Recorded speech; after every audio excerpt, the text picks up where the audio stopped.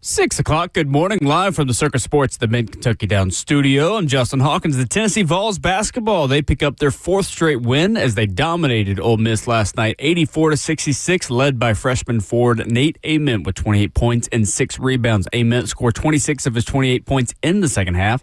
Guard Jacoby Gillespie made 5 threes and had 20 points in the win. The Vols moved to 6-3 in SEC play. Next up is a rematch this Saturday against Kentucky in Lexington at Rupp Arena. In NFL news yesterday, the Buffalo Bills are hiring former Titans quarterbacks coach Bo Hardegree to the same role in Buffalo. Hardegree goes from coaching rookie Cam Ward to an MVP in Josh Allen. And some big trades across the NBA yesterday ahead of tomorrow's trade deadline. Per Shams Charania, the Los Angeles Clippers, they're trading point guard James Harden to the Cleveland Cavaliers for point guard Darius Garland and a second-round draft pick. Also, the Memphis Grizzlies are trading star forward Jaren Jackson Jr. and 3 players to the Utah Jazz for 4 players and 3 future first-round draft picks. For all your foundation repair and waterproofing needs, you got to go to USSTN.com. Breaking news at once on your home for the Titans and Vols. This is 104.5 The Zone.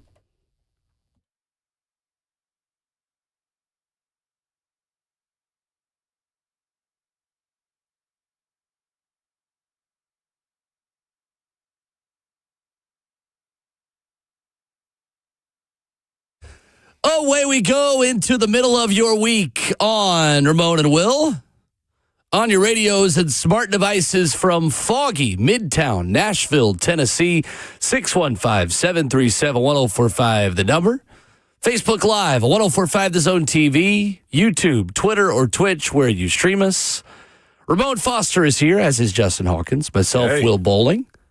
How we doing, gentlemen? We're good, man. It is. I'm taking it because I know he's sleep. Hump day. Yeah, he's going to be asleep for a while, isn't he? He's going to be asleep for a while. That's your brother Ron Saleh, for those who aren't familiar. Well, and 3HL, who's out in Vegas right now, and I can guarantee they fully adjusted to West Coast time and have been up late and sleeping in. That's the way I look at what they got going on right now. So Vegas the last 2 days, are they off to Santa Clara and Radio Road today? I think so. Yeah, they big balling out here. My goodness. They big balling out here. We can't even get internet in the morning some days. And I'm just trying to travel across the street. They traveled across the country to 2 different cities. That's all I'm saying, man. Like, crazy. But shout out to them, man. The show has been good. Listening to them out there. They've been in a cabana doing a radio show. And you know what? I'm here for it. I think Babs was laid out getting some color. Savage was during the show, yeah. During the show. Right. He has a tank top on. I'm not sure what kind of refreshments he and Brent have going on. Zeph is out there with jeans on. I'm just like, brother, wear some khakis, some shorts, some swim trunks or something, like jeans during the daytime in Vegas. Brother, I'm worried about you. Not bad at all. Not bad at all, man. But happy hump day, man. You good this morning? Yeah. Do we watch the Pro Bowl last night? A quarter? You know what I did? A quarter? Maybe. Why? I don't know. I was just interested to see. There's grass growing outside. What do you mean? I think the highlight of it was when CeeDee Lamb scored the touchdown. Here comes Micah Parsons on his little scooter. Hey, Michael Parsons was in it too. He was just riding a scooter around. Funny thing is, Micah Parsons on a scooter is still more qualified to play in that game than like a third of the players that got invited The to play. fact that Shadur Sanders started the game is a travesty. Yes, and he threw a pick on the first drive. Of course he did. Of course he did. Oh, man. He didn't. That part I enjoyed. No, I turned it on for Joe one Burrow was play. amazing. The Vols game it's flag football. It's 7-on-7. He's supposed to be. Well, I guess Shador threw an interception. So there's that. Tim DK threw a touchdown. He did. It was called back though, wasn't it? It was. Was it? Yeah. Yeah, it was. I have no idea. I turned it on after the Vols game because it's like, the old A and the old N is up, man, from the old designs that the NFL had, AFC, NFC. It was up on the television. Right. I was like, let me go check this out. Well, I went and checked it out. It was one play, and ironically, Jayhawk, it was CeeDee Lamb missing a catch. No, he caught it, and then he slipped and fell is what it was. So I caught one play, and I was just like, I'm not watching this. I did not watch a single second. There's real basketball on right now. There is. There is. And the game looked fun. Like the guys are having a crap ton of fun, man. I would tell you this. If you ever wanted to see the most amount of jewelry on a football field at one time, turn it on. Derwin James was iced up. CeeDee Lamb was dripping. Do you hear me? I'm like, are those? Yes, they are real. You got real NFL money, sir. But the amount of just caution that I would take if I had those $70,000, $100,000, $250,000 chains on would just be mind-boggling. Like, there's got to be, crews afterwards that are just, scouring the field for loose diamonds because diamonds come out in situations of high contact. If I had anything close to that expensive, I wouldn't wear it out of the house. Much less do something active with it. It'd be like in a case somewhere. They'll just go on and replace it. Yes. Well, yeah, they can. I lost a diamond? Oh, okay, I'll get 4 more. I'll get 4 more. Just throw tennis bracelets in there while you at it as well. But it's how some guys play in it. Like, I've seen guys play in diamond stud necklaces and stuff like that. It still goes on to this day. I mean, well, when the camera's on, you got to shine. And I like watching the young guys shine, man. I ain't gonna lie to you. It's just fascinating to watch them do it. I'd be so stressed having something that expensive and wearing it outside the house.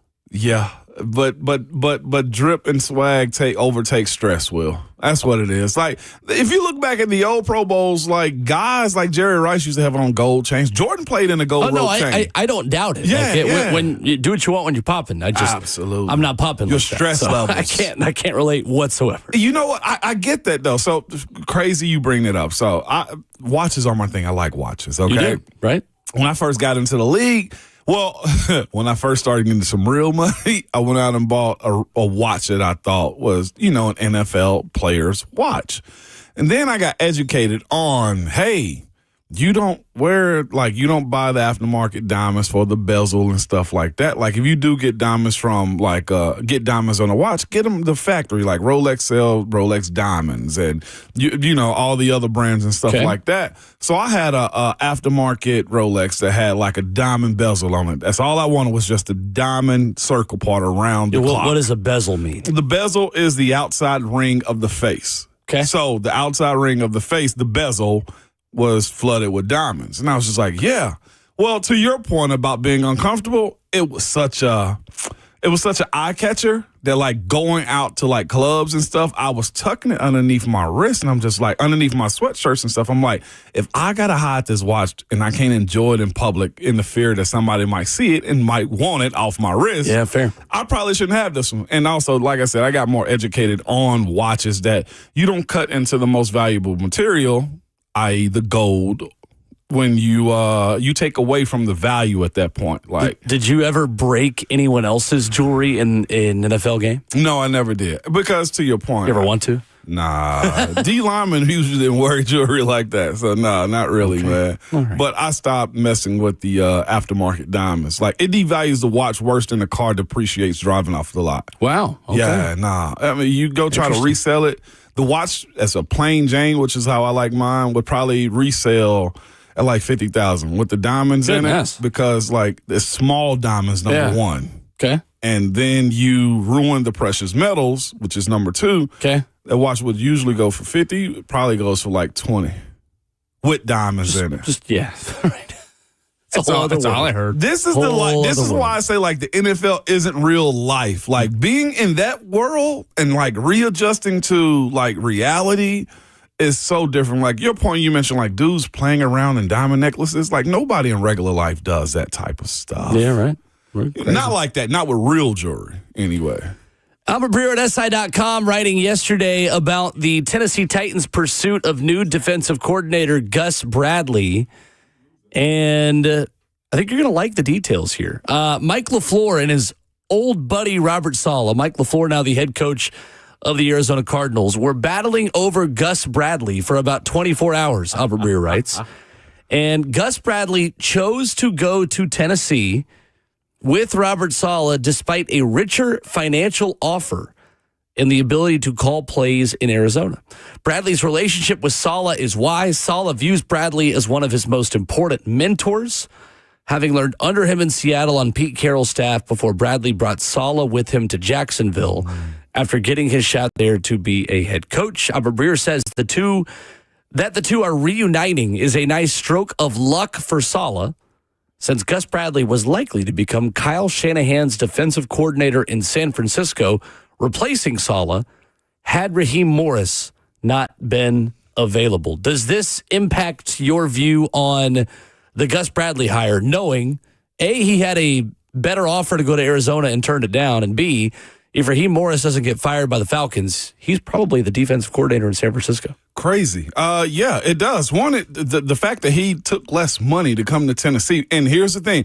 1-to-1 comparison, Arizona's a tax-free state, if I'm not mistaken, itself, so you don't have to say, well, they had to give him more money. No, he chose the same amount of money, well, less money, to come to Nashville to be with Robert Saleh. I, for one, am seeing this staff come together like guys that seem like they're rejuvenated to take on the task of making the Tennessee Titans a competitive Super Bowl caliber team. I think that says a lot, Will, when you look at Saleh and how he's brought this staff together. Now, the other part, the same way we speak about Super Bowls and winning football games, luck got to be on your side. Well, Raheem Morris was available.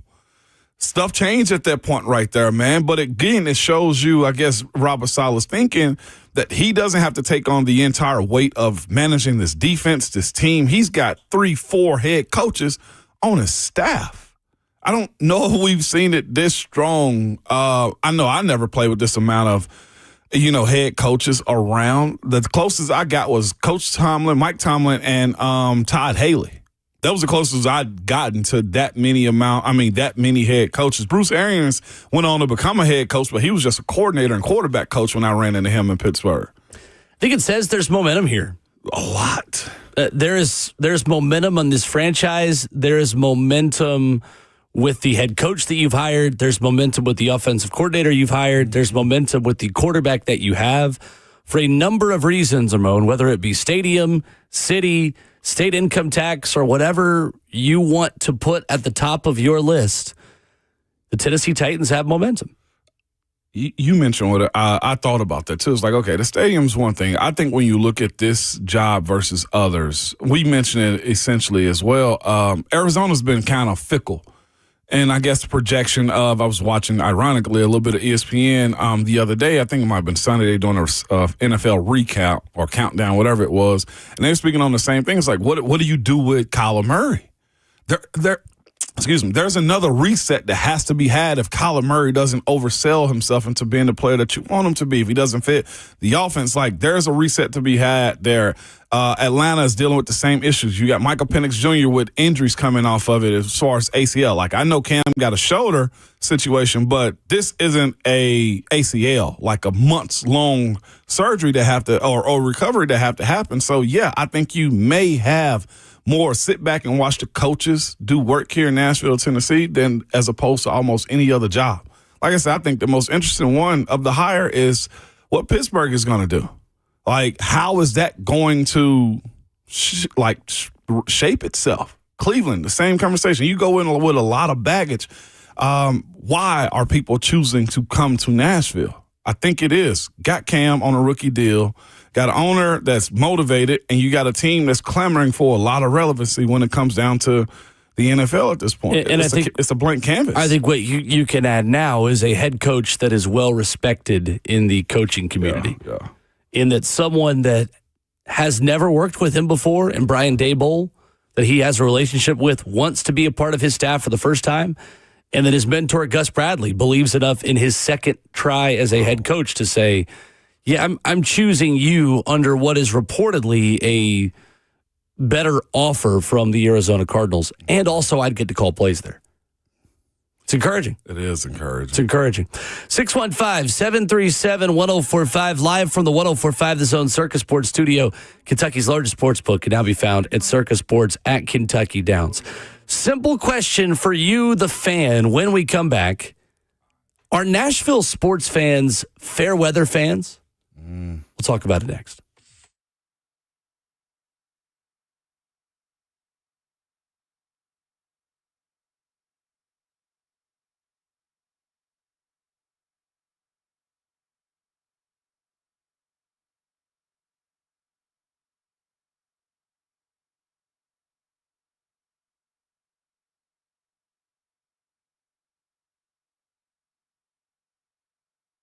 What's up? It's Will Bowling telling you about one of my favorites. Yeah, it's Daisy French onion dip. Great tasting, delicious dip. I love the Daisy Ranch dip as well. Made with ingredients that you can find in your own kitchen. You get no preservatives, no artificial ingredients, and you can eat it with anything. Daisy French onion dip and Daisy Ranch dip is versatile. You can have it with chips, with wings, with veggies while you're watching the football this upcoming weekend. Make sure that you go to a local grocery store and pick some up. You're going to love it. I hear from people all the time like, hey, I really tried that stuff. It's excellent. I'm not going to lead you astray, especially not on food. Daisy French onion dip and Daisy Ranch dip are available now at grocery stores near you.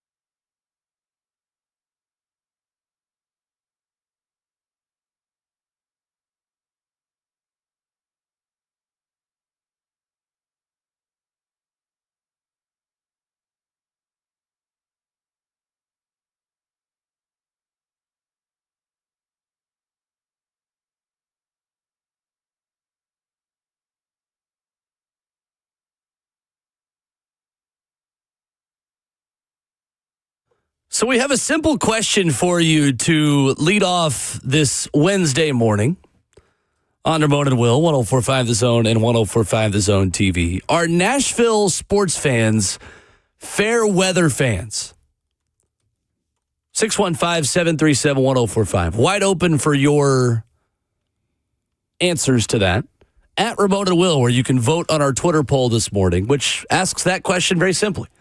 Are Nashville sports fans fair weather fans? 78% of you already telling us a very strong answer within this poll. And Braden Gall of 440 Sports was on the show yesterday talking Nashville Predators with us. And to the question about if the Predators need a full rebuild, I thought he gave a very interesting and intelligent answer about what do the Predators want to be in a town where there are a lot of things battling for your interest.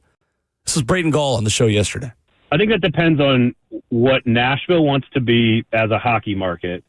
And I think that depends on, to your point, Bill Haslam's like singular goal and focus. And I'll even correct myself real fast. Like after the really bad start to this season, they're an average hockey team, but they're a very entertaining average hockey team. Mm-hmm. They're extraordinarily average for lack of a better term. So the question is like, what is Bill Haslam's goal? That's easy to answer. Does he want to sell tickets? Does he want a competitive hockey team night in and night out that's going to generate revenue and bring people to the building and like, hey, this is a good, fun thing everyone can do on Tuesdays and Thursdays and Saturdays and maybe every now and then on a Sunday? Is that what he wants it to be? The way the old Predators used to be, which is, hey, we're going to make the playoffs almost every year. We're going to deliver good quality entertainment most nights. We're going to play in a great arena and in a lively downtown area where people love to come. If that's the goal, then no, you don't have to rebuild to do that. If the goal is to win a Stanley Cup championship and hoist the Stanley Cup, I think there's a heavy discussion around drafting top 5, top 8 talent more years than just once and developing it. Can it be done? You can win a championship with maybe not a top 2 pick, but if you look at all the best teams that have won Stanley Cup championships, almost all of them the last 15 or 20 years have had somebody at the top of the lineup that is an all-timer, a Sidney Crosby and Alex Ovechkin. Obviously they're trying with Connor McDavid. Like, you can go down the list. Taves and Kane in Chicago. Like, you go down the list. And so as a part of that debate, I do think we have to ask ourselves as a city, and this is not just a Predators question. This is Nashville SC. This is Vanderbilt. This is the Tennessee Titans. We have to ask ourselves as a city, are we diehard fans of this thing where we are going to demand excellence, which is going to make people uncomfortable? Or are we just going to do the Nashville thing where we're like, all right, it's a cool party, man. I've had a good time here, but now it's not as cool. I'm going to go to the next party. And we're a very fickle city. I've been here 30 years, and we are a very fickle town. And when something's not cool, we move on real fast. And so, like, you go to Nissan Stadium, it's not any different. NFL is the most powerful sport in the United States. And those fans will, I'm not going to Nissan. That's too expensive. I'm not driving into town. Like, we do the same thing for everything else. And so that's sort of on us. Like, as a market, we have to decide, what do we want out of our hockey team and out of our hockey city? And then Haslam has to decide what he wants. And if those two things are the same, I don't know why you wouldn't do that thing. That's Braden Gall of 440 Sports on the show yesterday. Ramon, what do you think? There's some truth in how I've seen it kind of unfold.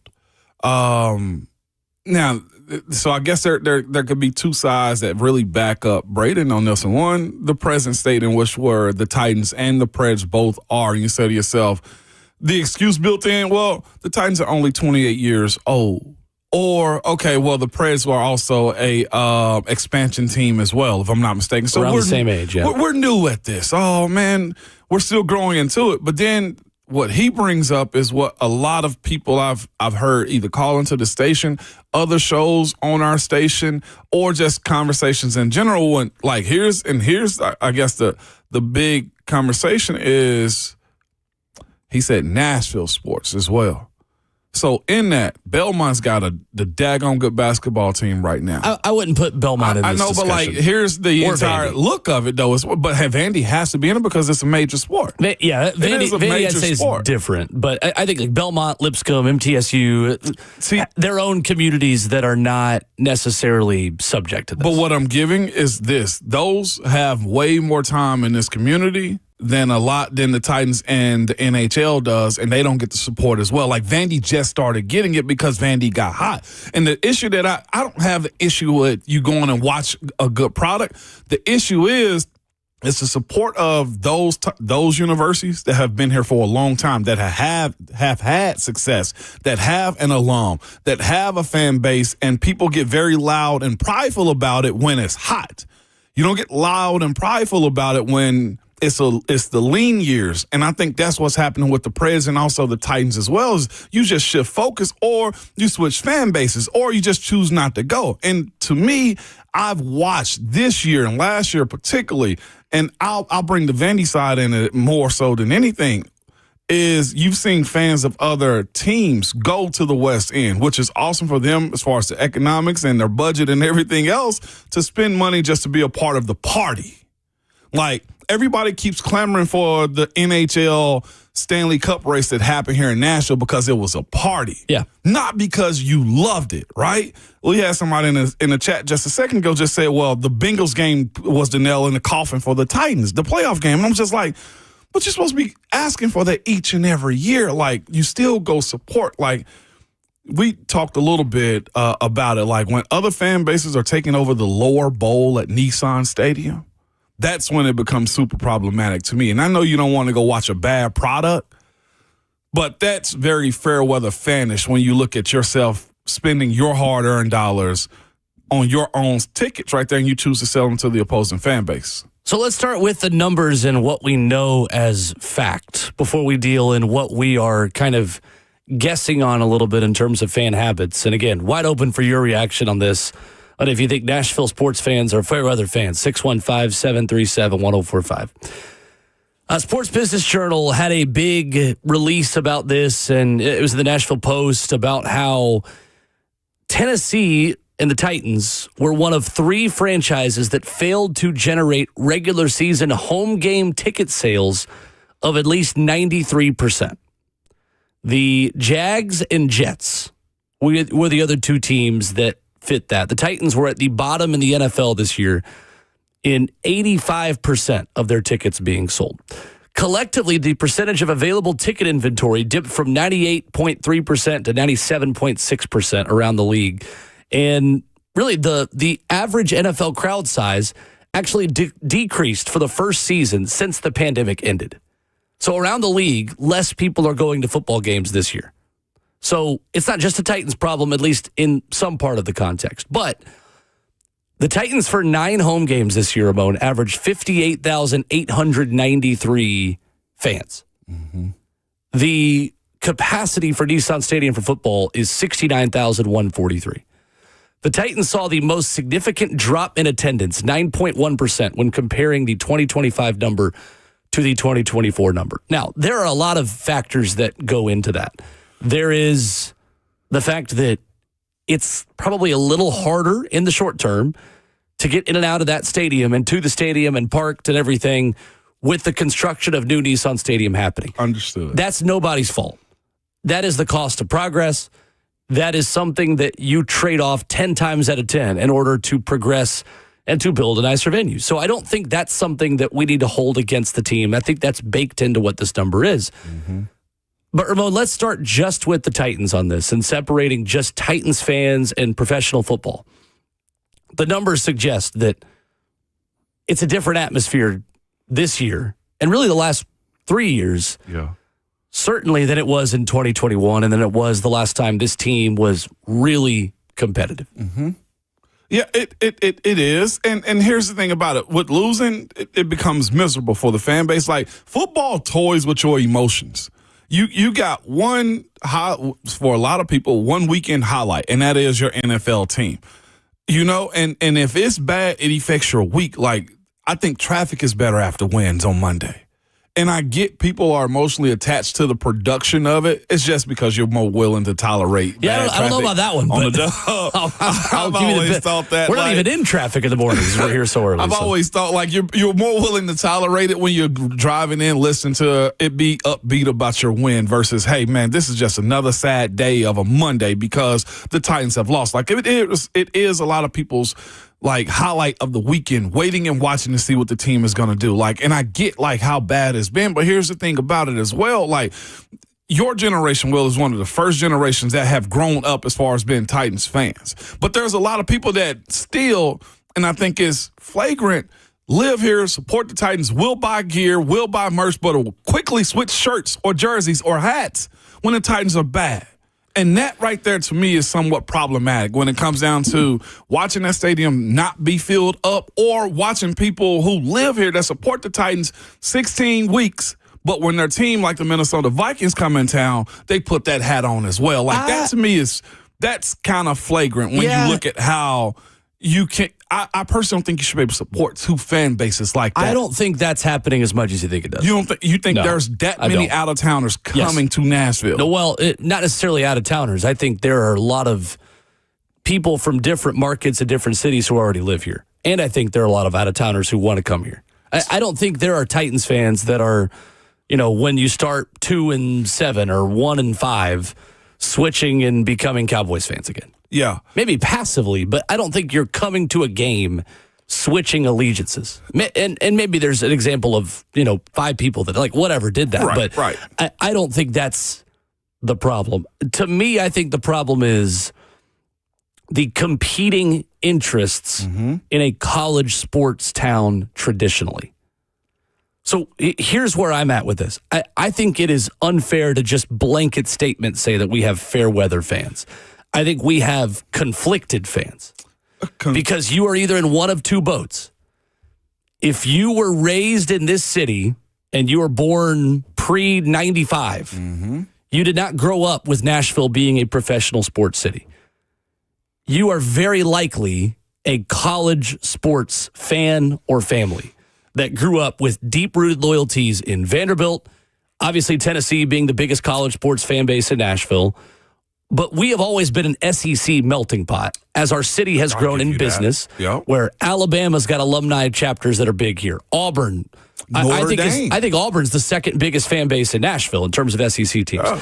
Just sticking SEC first, I think we are an SEC melting pot. And then obviously you have the national brands like Notre Dame that's everywhere, right? And like Ohio State and, places like that. So you can be in that pot. Or you can be in the pot of the recently moved here Nashvilleian who already has deeper rooted professional sports loyalties.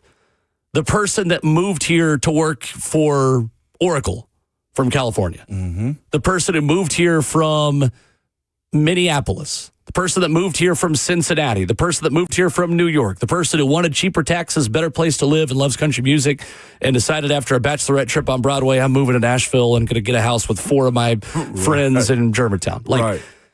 So you're in one of two boats there, and that is where I think the professional sports teams today in Nashville have to recognize the moment that they're in. You are not just competing against the other professional sports teams in your city for diehard loyalty. You are competing against college sports teams in the entire region because you have a lot of Alabama fans, a lot of Auburn fans, a lot of Kentucky fans, and of course a lot of Tennessee fans that when things don't go well on Sundays might be more inclined, instead of still buying in and calling in and getting mad, just checking out and saying, I'm just going to buy Kentucky basketball tickets. I'm just going to buy Auburn football tickets. We've got a new head coach. I'm going to go take my money and go to Tuscaloosa more and come back. I'll listen to the game on the radio on Sunday on my way back from the college game, because that's what, speaking for myself, for parents and grandparents, that's what my older siblings and that's what my dad, that's generationally, that's what they grew up getting taken to. I grew up being taken to Titans games. I grew up being taken to Preds games. It's different for me. I live in New Nashville because I was born in 1997. And so it's different for me. But for a lot of people, it's harder to sit in the bad because you have these core memories growing up since you were little going to games when the team moved here when you were maybe 30.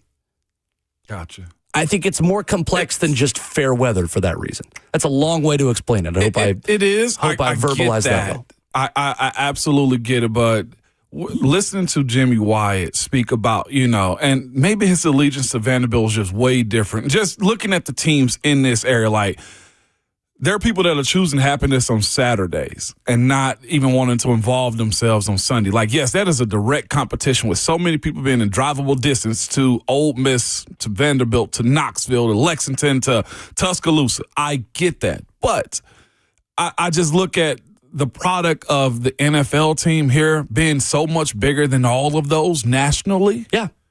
That I feel like that allegiance should be more stern. But nationally doesn't matter. There are plenty of things that are important nationally that regionally we don't care as much about here in the South. Because in the SEC footprint, it just means more. It's so different from Pittsburgh, where you played for 11 years. It really is. Where the professional team dominates. Because there's generations of going to games with their dads and their dads' dads. And tickets are passed and moms. And brothers and sisters. Like, that is being created in real time here. And that's really fascinating to me, because as when I was covering on the sidelines, like, it was frustrating watching those guys be pros, get to the ultimate level of making to the NFL, and it looks like a high school game. That to me is, and like I said, the national product of the Titans is a much bigger product than to be quite honest with you, nationally, what the SEC provides. And it to me is less seats, so it should be easier to fill in. It's a better product because it's a top 1%. It's supposed to be, but I look at the allegiance to winning and losing and say, like, people who aren't fair weather, because we're having this conversation about fair weather, like, they go regardless, or it's mostly field regardless. Like, people are happy to sell their tickets right now. Matt tweets and says, saying Auburn is the second biggest fan base in Nashville, like Kentucky isn't a thing. Yes, correct. Depends on the weekend. I am saying Auburn is the second biggest fan base in Nashville, like Kentucky isn't a thing, except for SEC tournament weekend. Then you become the biggest. Let's go to the phones on this. 615-737-1045. Your phone calls when we come back on our Morning Will.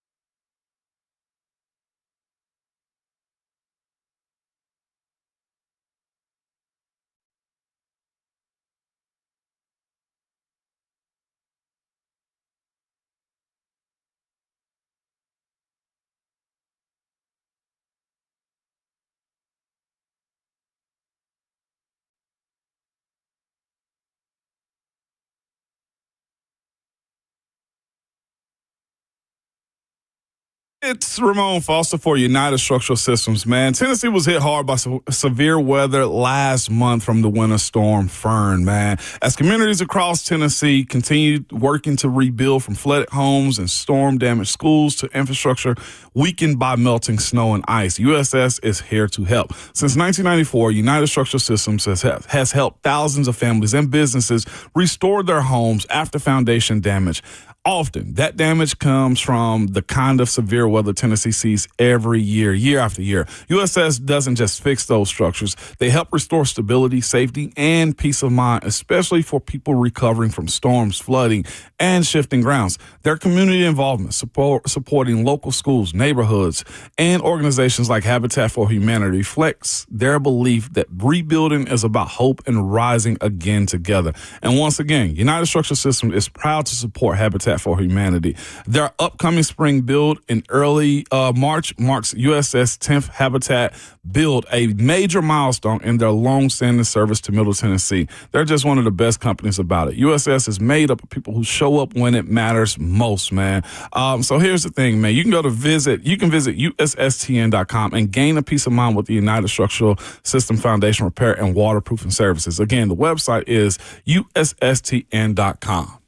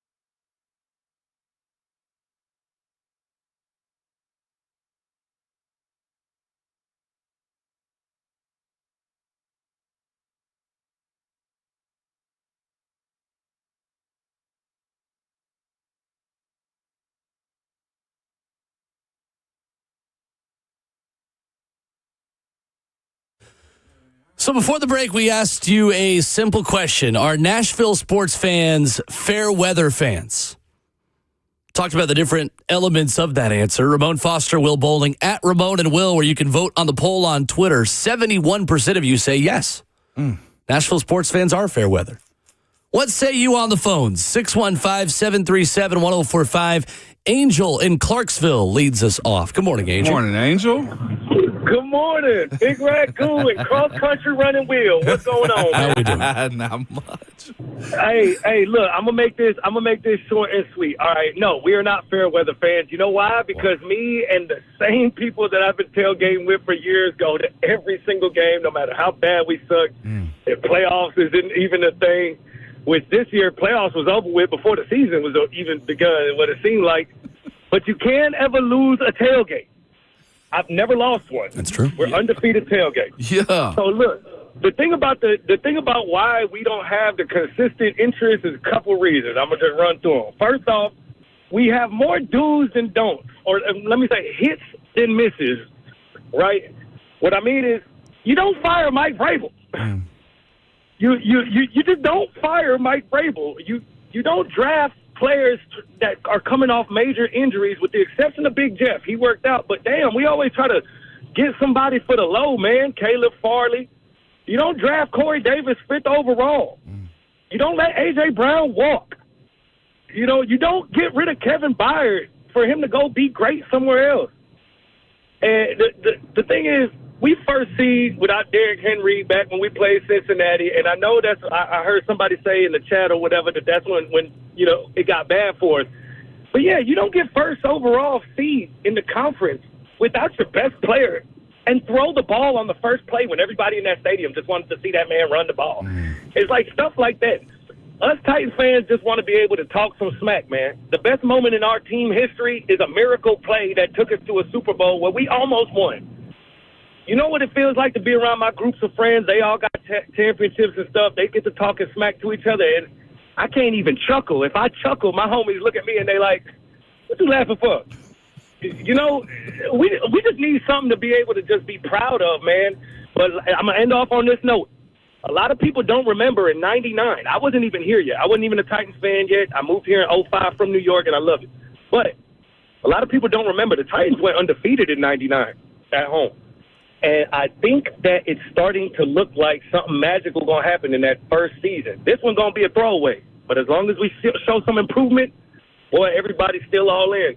Love y'all, man. I got about 30 minutes. I'm going to hang up and listen. Thank you, Andrew. Appreciate the call. Great call. Let's go to Zach in Bellevue up next for his take. What's up, Zach? Explanation. Hey, good morning, guys. Morning. Half my family's up in Pittsburgh. Every time I fly up there, I mean, everybody's just got Steelers stuff on. It's like everyday apparel. I mean, it's ridiculous. But honestly, I would look at Nielsen ratings and just see what the local markets, how many watch this and how many. Because I remember seeing during the Preds playoff run, like national media was like, "Oh, they got 30% or whatever." And I remember looking at Pittsburgh's, and they're like 60, like double that. I mean, I don't know, guys. I mean, what do y'all think? Yeah. Yeah, thanks, Zach. The tricky thing about the TV ratings is the methodology of what they count as a rating changed in 2022 for TV. So, unfortunately, they kind of changed the way that they count people that are watching. So, it's before 2022, we really just have to throw everything out. So we don't really have a ton of info on how that works now, because now everything is lower because they just changed what they count as a television viewer. So that's kind of a little inside, but that is true of what happened. But I do remember in 2017, Ramon, in that Stanley Cup final, we were reminded again of like even the TV numbers that the Preds were getting were like regular season NFL TV numbers, like maybe. There's a difference. Yeah. Yeah, major difference. Yeah. Let's go to... No, go ahead. No, go ahead. We'll keep going. I want to hear them on this one. Let's go to Wesley in the Borough up next. What's up, Wesley? Morning, Wesley. Hey, guys. Happy hump day. Yes, sir. You too. Yeah, thank you. So I'm going to go on a different route here. I'm going talking about the same stuff, but back when I lived in Memphis, the Grizzlies, okay? I only went to Grizzlies games just so I could see other teams coming into town and watching my, like players, Kobe Bryant at the time, and then RIP, and then young LeBron, not the one now, but the young one. And so I just want to get y'all's take on that. I'll hang up and listen, guys. Y'all have a wonderful day. Thank you, Wesley. Appreciate the call. Wesley, I would say that's a part of just the going to the games in general. Like, if I was a fan, I would want to see Justin Jefferson. Like, I want to see Lamar Jackson in real time. Like teams, people come to these games to see Derrick Henry when he was here, or Big Jeff. Like, that to me is a part of it as well. Like, I'll admit, I went to Memphis to a Grizzlies game to watch Steph Curry. Like, that's a part of the I guess the theatrics of what the games are as well. So I got no issue with that. Yeah, I think that's a little bit more basketball focused because that is more of an individual sport than football is. Like, I don't know how many Titans fans or locals, when the Chiefs were in town, are like, oh, I want to go see Patrick Mahomes. Oh, yeah, that happens. I mean, maybe. Oh, yeah, that happens. I also have been to a Grizzlies game to see LeBron. And then LeBron announced that morning that they were going to do load management. He wasn't going to play. But why I didn't. I'm pretty sure this year, if Patrick Mahomes wasn't hurt, that game would have been more filled up. Like, they want to see Patrick, and I don't think there's anything wrong with that. A lot of that is your kids also wanting to go see that.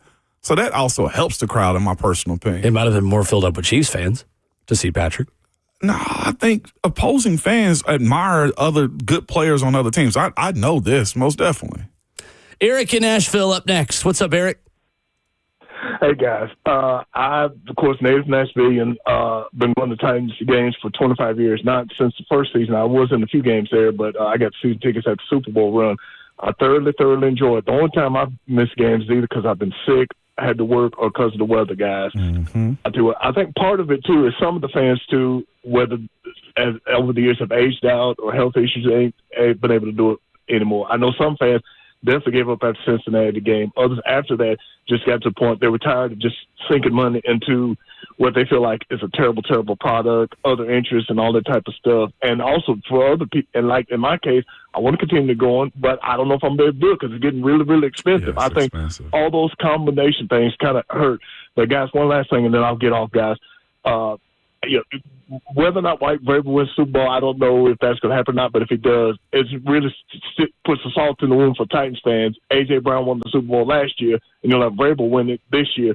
Two integral parts of this team winning Super Bowls for other organizations. That's really just sticks it to the Titans fans in their crawl. Guys, y'all take care, and we'll talk to you again soon. Appreciate it, Eric. Thank you for the call. I can get that. Angel brought that part up. Like, that makes it kind of scorns you a little bit, create a few scars. Let's get Kenneth in Nashville in here real quick before we get to our final break of the first hour. What's up, Kenneth? Morning, Kenneth.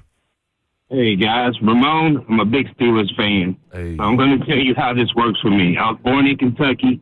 Terry Bradshaw came to my high school sports club, and he talked to each one of us individually. So I became a Steelers fan from then on.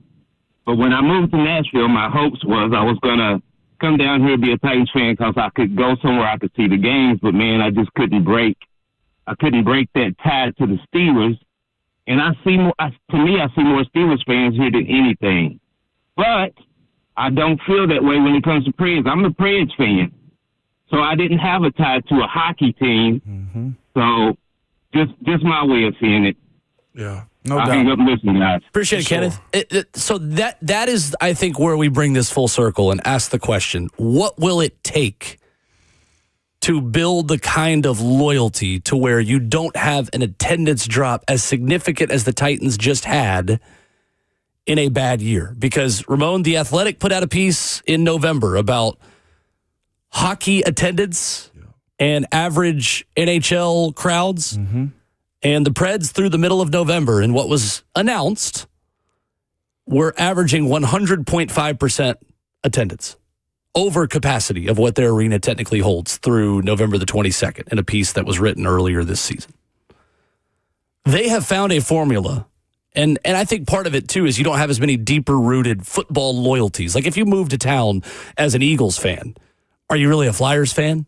Right. Like, if you're a casual Eagles fan, maybe it's easier for the Preds to get you on the bandwagon because, hey, this is different. Like, I didn't really go to many hockey games where I moved from here. And then you also have the locals. But I think a lot of that started after 2017. Yeah. Is there a run the Titans could go on again for this new generation of Nashville, like 99, that could create a deeper rooted loyalty and foundation to say, yeah, that was magical. I'm going to keep going even if things do get bad again for a one-off year or so. Because, Ramon, the atmospheres in that building around that time were electric. Electric. And even going through like the Code Blue games against Peyton Manning with the Titans and Monday Night Football in the late 2000s. Electric. The loyalty is there. I'm really curious to see how this all changes, or if it changes too, in a new stadium. I got 2 takes we'll do after the break if you want to on how you can continue with as well. 615-737-1045 plus our first look at the Super Bowl. Does Mike Vrabel's rest advantage matter in this game? We'll talk about that next.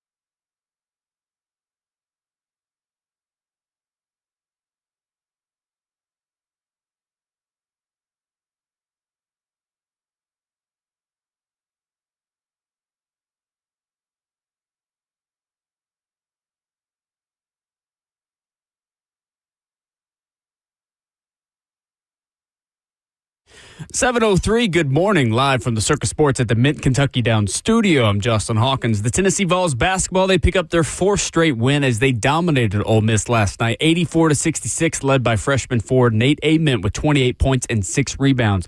26 of those points that Ament scored were in the second half. Guard Jacoby Gillespie made 5 threes on the night and had 20 points in the victory. The Vols moved to 6-3 in SEC play, and next up for the Vols is a rematch against Kentucky this Saturday in Lexington at Rupp Arena. In NFL news yesterday, the Bills are hiring former Titans quarterbacks coach Bo Hardegree to the same role in Buffalo. Hardegree goes from coaching rookie quarterback Cam Ward to an MVP in Josh Allen. And some big trades yesterday in the NBA ahead of tomorrow's trade deadline. Per Shams Charania, the Los Angeles Clippers are trading James Harden to the Cleveland Cavaliers for Darius Garland and a second-round draft pick. Also, locally, the Memphis Grizzlies are trading star forward Jaren Jackson Jr. as well as 3 players to the Utah Jazz for 4 players and 3 future first-round draft picks. For all your foundation repair and waterproofing needs, you got to go to USSTN.com. Breaking news at once on your home for the Titans and Vols. This is 104.5 The Zone.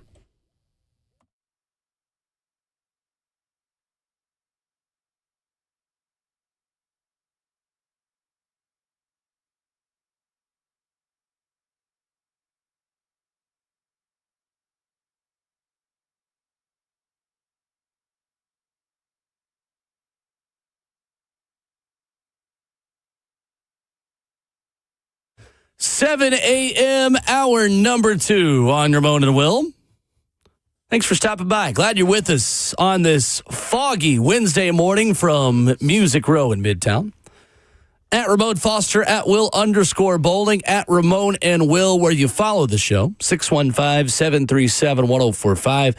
We've had a lot of interaction this morning on the phones, Ramon. We have. I think it's been good conversation and perspective from everybody that's everybody that's called in as well. And it's not an attack. I just think it's a fair conversation to be had because I'll put it this way. When we're speaking about Nashville sports, and I don't want to call it front-running, bandwagon, like we've called it a few things. It's not in a disrespectful way.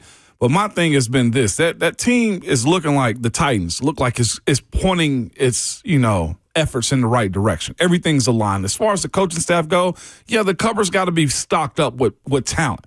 The product on the field has to show itself as well, but there's been a lot of people that's turned their nose up at all things that have happened here and chosen not to go to what's supposed to be their diehard team. Or I guess the other side of it for me is this, and Angel somewhat gave light to it when he called in from Clarksville. He was of the mindset, well, it's been bad. We had a lot of good, and they've kind of let us down. But I remember when I first started doing this job here, Miss Amy was Nashville's mom. That's just one, side of it. Like, everybody loved Amy Adams Strong. And for people who are just now joining us, we asked the question, are Nashville sports fans fair weather fans? Yeah. If you're just now wondering what Ramon's talking about. So, from 2020 when I first got here, she went from that description to Corella DeVille. You know what I'm saying? The Wicked Witch of the West, or the Wicked Witch of Texas. And I'm just like, how? Like, I've seen, like, the way you guys have clamored and loved her, and now it's just fully flipped over a couple of lean years. And, like, every organization goes through this. Or now, when we speak about Nashville in general, just to keep it to the major football college team that's here, Vandy, like, Jimmy White, I mentioned this earlier, has been going to those games faithfully, religiously, as a diehard Vandy fan, like each and every game he's gone to. And I know, like, that history of winning hasn't been there. But I've seen to that point of having a conversation with other fan bases celebrating what Vandy is doing because they live in Nashville. Like, no, sir, I've seen you be a Florida fan. I've seen you be a Tennessee fan even. Right. We had somebody, I heard on 3HL, there was a guy that called in who is a diehard Vols fan that lives in Nashville that said that he's going to the West End. And I'm just like, that's very front runner-ish of you.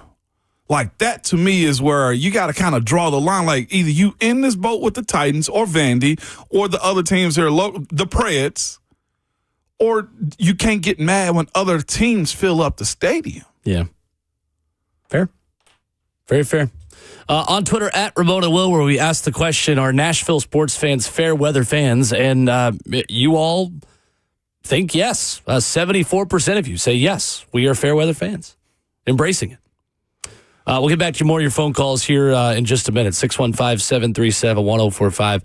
Ramona, I was listening to the other day when Ben Jones was on the Buck Rising show, and he brought up the rest advantage for Mike Vrabel and the fact that in Super Bowl 60, the Patriots have the advantage of their head coach in Vrabel being excellent with extra time to prepare. This was always something we talked about when he was here.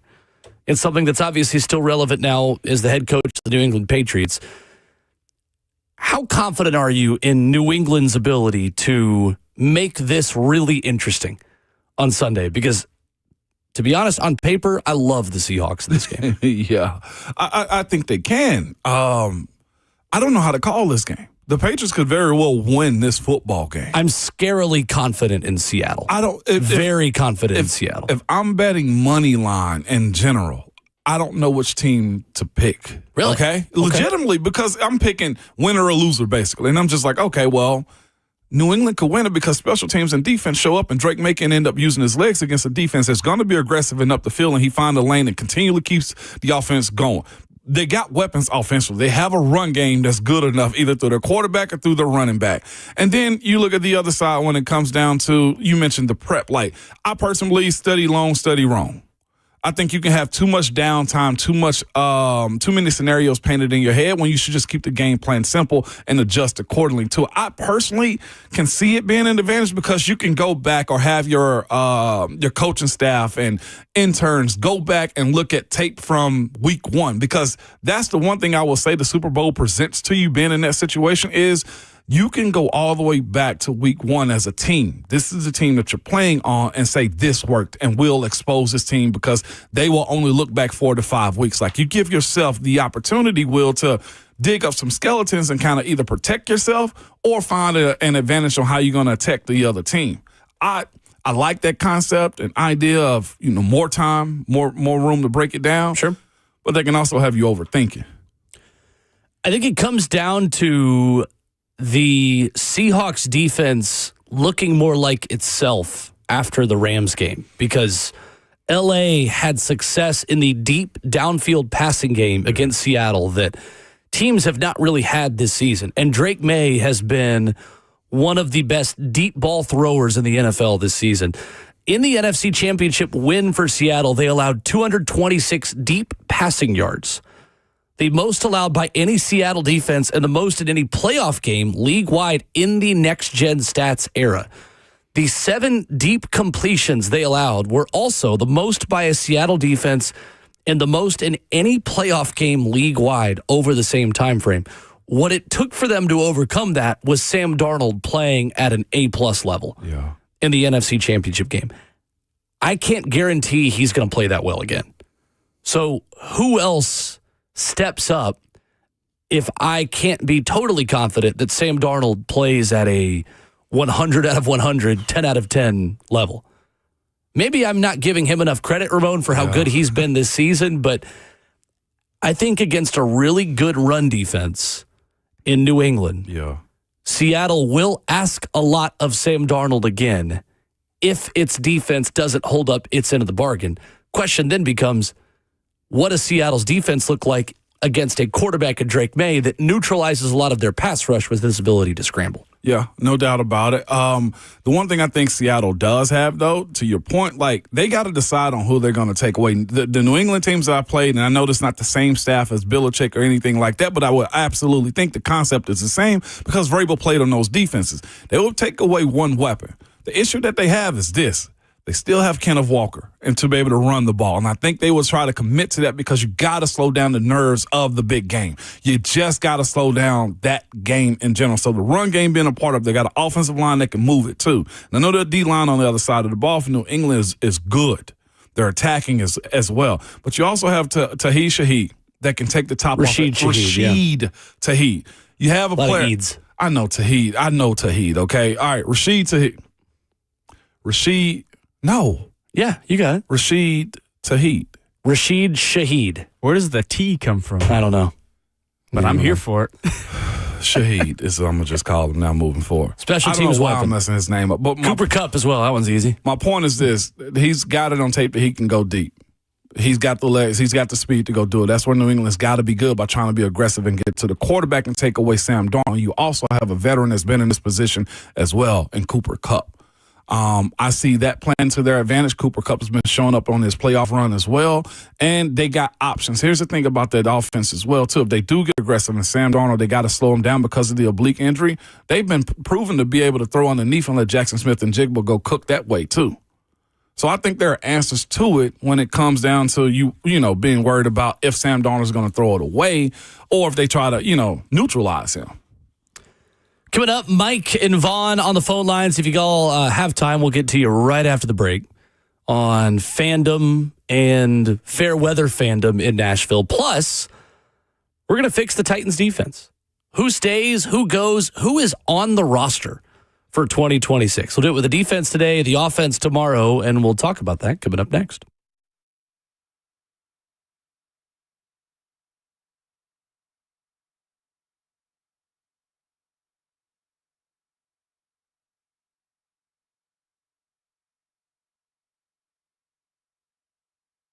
Hey, it's Will Bowling. How is your home's heating performing? Maybe it's struggling to keep up. Maybe it's had a rough couple of weeks. Hey, I'm right there with you. If it is struggling to keep up, you got to get Lead Company out there. Lead Company has your back for a lot of reasons. First of all, they're available 24/7. When something's not working, you get Lead Company out there. They're going to take care of things for you. They're an award-winning HVAC team that will get the job done right. From repairs and tune-ups to full system evaluations and replacements, Lead Company is here to keep you cozy and comfortable against winter's chill. You can contact Lead Company online at leadcompany.com. That's leadcompany.com for professional heating service for the pros at Lead Company who have over 80 years serving Middle Tennessee.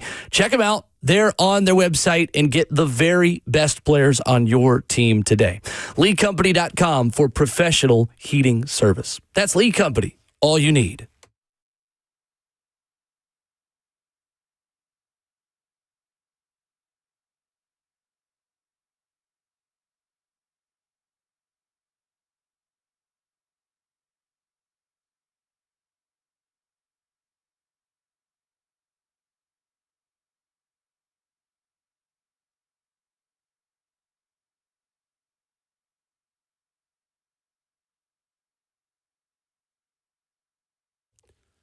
Low mortgage rates are back. Listen, Loan Pronto has fixed rate mortgages with APRs as low as 4.89%, lowest in years.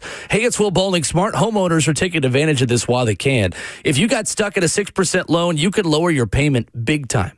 Or you can keep your primary mortgage intact and get cash out of your equity with Loan Pronto's Rapid Equity Loan. One homeowner just got $250,000 out of their home. They paid off all their credit cards and some car loans and cut their monthly expense by $2,000. Call now and see what option works best for you, but don't miss the big rate drop of 2026. Ask about new home loans, VA loans, full cash out refis, or their famous Rapid Equity Loan. You can close in less than 2 weeks, and you may be able to skip your next 2 house payments altogether.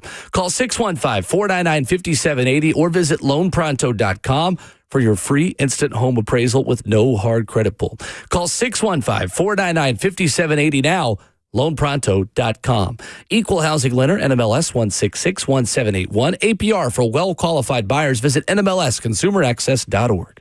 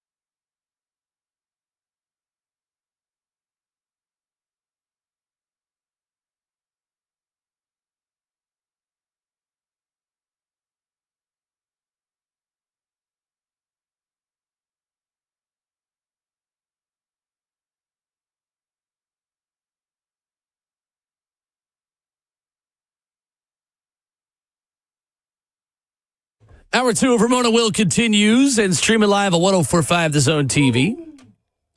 Facebook Live, YouTube, Twitter, or Twitch, 615-737-1045. Going to talk about the Titans defense and just tell you who's under contract or who could maybe not be under contract sooner rather than later. But first, one more call on fair weather fandom and Nashville sports fans' habits. Let's go to Joshua in McMinnville. What's up, Joshua? What's up, Joshua? Hey, good morning, guys. Morning. So, I think, and at this point may have been touched on, I kind of jumped into the truck a little late this morning, but I think it's a generational thing for the fair weather fans. Right. I was 13 whenever the Oilers came to Tennessee. My dad was a longtime Raiders fan. My mom was a Broncos fan. And we literally, as a family, my parents, me, my brother, my sister, we got together and took a vote as a family if we were going to commit to be Titans fans. And we all said yeah. And we had been. But I know all kinds of people I grew up with, but their dads were Cowboys fans. Right. So, but the Titans aren't doing good. They just watch the Cowboys. You know what I'm saying? Yeah. So it's like they have these built-in generational fan base, things they can lean on when the Titans aren't doing good. Yeah. And all these other, legendary teams, the Steelers, the Broncos, the Cowboys, the Packers, they've been there. Their fans are 4, 5, 6 generations deep, and they ride or die. Mm-hmm. And it's just not the same for the Titans. It's never been that way. Not to mention, if you Tennessee sports and the Vols are down, the Predators are down, the Titans are down, it makes it kind of hard to get up, for a lot of these games. But that's just, my observation on it. Growing up here in Middle Tennessee, it's just kind of always been that way for the Titans. No doubt. Sure. Thank you, Joshua. I think it's very fair, and we made a lot of those points early this morning as well. He did. Joshua brings up a point that I thought was unique, too. I think reaching the youth, right, making it cool for them to come to games and watch it be fun. I hear my sons talk about it all the time. The Titans fans they're not in the boat with them right now. I think that's where it starts, the way John and his family did. Number one, winning, and also the last one that Angel brought up earlier is the trust component as well. Like when you make certain moves, like Pittsburgh has made moves and get rid of guys like James Harrison or others that have kind of walked through that door. Antonio Brown, remember how that went, but what got you back in was winning or finding the right replacement for the guys that you let through or let go. So there is a buildup. I do think this franchise is super young, and this ability to retain the attention spans of fans that have been fans of other teams or find other stuff to do on Sundays. But I personally dislike hey, they're bad, but as soon as they're good, I'm right at the front steps trying to get into the gates again like that. That's the fair weather side of it that kind of irks me with. And I'm sure the Titans probably feel that way, and Vandy and others as well. I think they got a huge task at hand on the West End of sustaining what Diego Pavia left behind. Stay there, be in it. And if it's bad, that's sports. That's a part of it.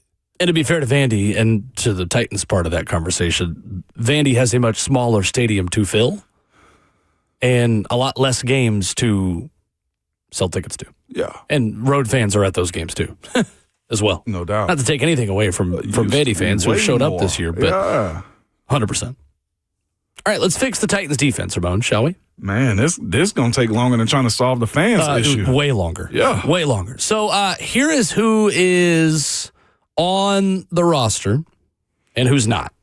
Essentially what we're doing. Who could be cut candidates? Where do you have the biggest needs? Where you go to begin to kind of redline this thing? Notable free agents are Sebastian Joseph Day. Mike Giannitti in Spot Track estimates that he could make $7.2 million annually on a new contract. Edge rusher Arden Key, who had 4 sacks in 12 games this past season, 9 starts, 6.5 sacks in 2024. Pending free agent. Spot Track estimates he could make $7 million average annual value on the open market. Corner Jalen Armour Davis played 11 games, made 10 starts, 101st in PFF coverage grade this past season among all NFL cornerbacks. Defensive lineman James Lynch, who played in 17 games, had half a sack and a TFL. And defensive lineman Jihad Ward, who tied his career high with 5 sacks this season. He'll be 32 years old this upcoming year. Safety Mike Brown is a restricted free agent, longtime special teamer here. He will be 27 this year. Spot Track and Mike Giditti say that bubble candidates are L'Jarius Sneed, who's played 12 games in 2 seasons. They have paid him $43 million over the cap, or just $43 million overall, since acquiring him from Kansas City March of 24. The Titans can move on from L'Jarius Sneed before a $7.5 million guarantee locks in March, on March 15th, and take on $8 million of dead cap. The Titans can save $12 million by releasing L'Jarius Sneed before March 15th. Amani Hooker has a fully guaranteed contract through 2026. They could convert his salary to a bonus and restructure it, which would open up $6.25 million of cap space. Of those notable free agents, Ramon, and the first 6 guys that we mentioned, Sebastian Joseph Day, Arden Key, Jalen Armour-Davis, James Lynch, Jihad Ward, who are you most interested in bringing back? Who am I most? Jihad Ward. Agreed. Jihad Ward. I personally, my opinion, I don't know if Sebastian Joseph Day fits this defensive style as far as the defensive line, attacking, get upfield, a true 4-3. I think he's a 3-4 type of guy, nose tackle type. Arden, I thought he played for Robert Saleh. He did not. He played for D'Amico Ryans in San Francisco. So I think, is out on that one. Although I think his body type and the way he wants to attack and get upfield fits what Saleh could do. So to me, I'm teetering on him saying, yeah, bring back. Jalen Armour-Davis, pass. Could bring back on a minimum deal. James Lynch doesn't fit this defensive style. And Mike Brown, of course, body. But I think you want to upgrade that position if you can. There's only one definite, and he's older, and that's Jihad Ward. His style, I think, fits this defense. So let's look at the roster position by position. I'll leave it up to you. Do you want to start front to back or back to front? Back to front. All right. Starting the secondary. There are more needs in the secondary, yes, so we will start there. Let's start at safety. Under contract for 2026, Kevin Winston Jr. going into year 2, 3rd-round pick, slam dunk starter for this team. A shame that he got hurt when he did because he was playing really well. Xavier Woods, he'll be 31, had 2 picks in 11 games last year. You could save $4 million if you cut Xavier Woods. His contract ends after this next season. Amani Hooker will be 28 years old this year. Made 16 starts in 2025. In his first season without an interception since 2019.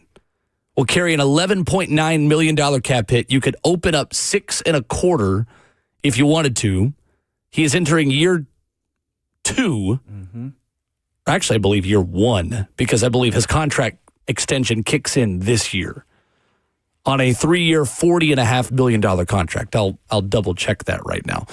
The other safeties you have on roster: Keydrain Callaghan, Eric Hallett, Sanusi Kane, and Kendall Brooks. What stands out about your safety group and how big of a need you have there? Do you like the 3 at the top? I can manage the 3 at the top. I like, of course, Kevin Winston Jr. and Amani Hooker because they're more proven commodities. Xavier Woods, to me, is a player that you bring in for competition or you keep for competition. His salary doesn't hurt you as much. And he's been somewhat serviceable here for this team. Like, overall grade on PFF isn't a bad grade for him. And I feel like he's a player you know what to expect week in and week out. Age being a part of it, yeah, he'll be 31. But you can't, at this point, get rid of everybody unless you have a plan for it. And at least he has worked with the guys inside his room and understand the culture of it. If there's an upgrade, well, I take it. But the 2 that I'm more sure about is Kevin Winston and also Amani Hooker. I'll live there first. So Xavier Woods still has a role for you on this team or no? Just because he's a veteran. Yes, he does. Okay. Yeah. Okay. Amani Hooker kind of had a little bit of a down year this past year. Him bouncing back this upcoming season. Riddled with injuries this year. He's in and out. His history, his track record has proven that he is a ball player. I at least run through this year, and see what he does. Well, I don't think you can just throw him out on this one because, again, when he's on, he's made plays this year as well. He's good. It's a matter of keeping him healthy and having a defense that he knows that honestly, Will, that has some respect about it. I think that defense last year, as many young guys, man, anybody have a bad season. I played next to young replacement players. Will, it's stressful. So I'll give him a mulligan on last year. To put a number to it on Amani Hooker, 51.9 PFF grade last year ranked him the 85th safety in the league out of 98. His coverage grade was 44.8, ranking him 89th among 98 safeties who played NFL football this past season. PFF is not everything. The numbers are not gospel, but as a secondary source to what our eyes show us, it confirms what the primary numbers like picks and missed tackles and things like that tell us. It wasn't Amani Hooker's best season. I certainly don't think you move on from him because of it. I think you give him another chance and trust that his leadership and his voice in that locker room also still matters at this point of a rebuild. And you mentioned, if I'm not mistaken as well, his contract is guaranteed in 26 as well? Correct. Fully guaranteed. Correct. Yeah, he's here. And it's not like you need to really save the money. No. You have the money to pay. It's gone up. Anyone you want to pay that's on your team at the moment. No doubt. At cornerback, Ramon, it is Will Smith walking into the empty room, shrugging his shoulders. It is. There is one full-time corner on the roster that we expect to be here. One. On the whole roster right now. Marcus Harris, second-year player. Good luck, brother. That's it. It's just you. Obviously, they're going to make a lot of additions. L'Jarius Sneed is under contract. I'd say it would be more than expected at this point to see him moved on from. And Micah Robinson, who was a solid special teamer, core teamer last year, more so than corner. He was a special teamer, is under contract as well. Pending free agents, Kamon Hall and Darrell Baker Jr. are both restricted free agents. Ramon, walk us through, if you will, for people who don't know, what the difference is between an unrestricted free agent and a restricted free agent. Unrestricted free agent means you've done your 4 years. Your only way you can be retained is if you get franchise tagged at those points right there. So unrestricted, you go into free agency, you can sign wherever you want to. Restricted free agent is guys that are undrafted usually or spent time on a practice squad. They had done with their 3 years, and the teams have first rights to their contract. So the team will extend an appropriate minimum to you to sign with this team because you're restricted. If a team wants you, they have to pay compensation for that based upon the round that they tag you on. So they have to give up a draft pick to take you from your current team. As far as unrestricted, you go wherever you please. I like it. What about, by the way, we're just to go through the gymnastics of all of this, exclusive rights free agents mean what? Guys who have usually spent time on special teams more than 1 year. You were basically a development player. Team believed in you, so the teams get first rights to you no matter what. They give you a bump in pay and say, hey, this is what you take, and there's really no other option outside of it. With a restricted, you have the opportunity if a team wants you, they put a second-round grade on you, they give up a second-round draft pick, which never happens, for you on restricted. Exclusive, nobody can sign you. Okay. It is, we trusted you, we believed in you, we grew you and developed you. You belong to us. Here's the money for you. Love it. Thank you. So at corner, I mean, you need everything. You need 3 starting corners this offseason, don't you? You do. L'Jarius, I think, is out. I just can't see that because of, Chad Brinker coming into that situation, having been part of the team that signed him. But more so than anything, you look at Mike Berganzi.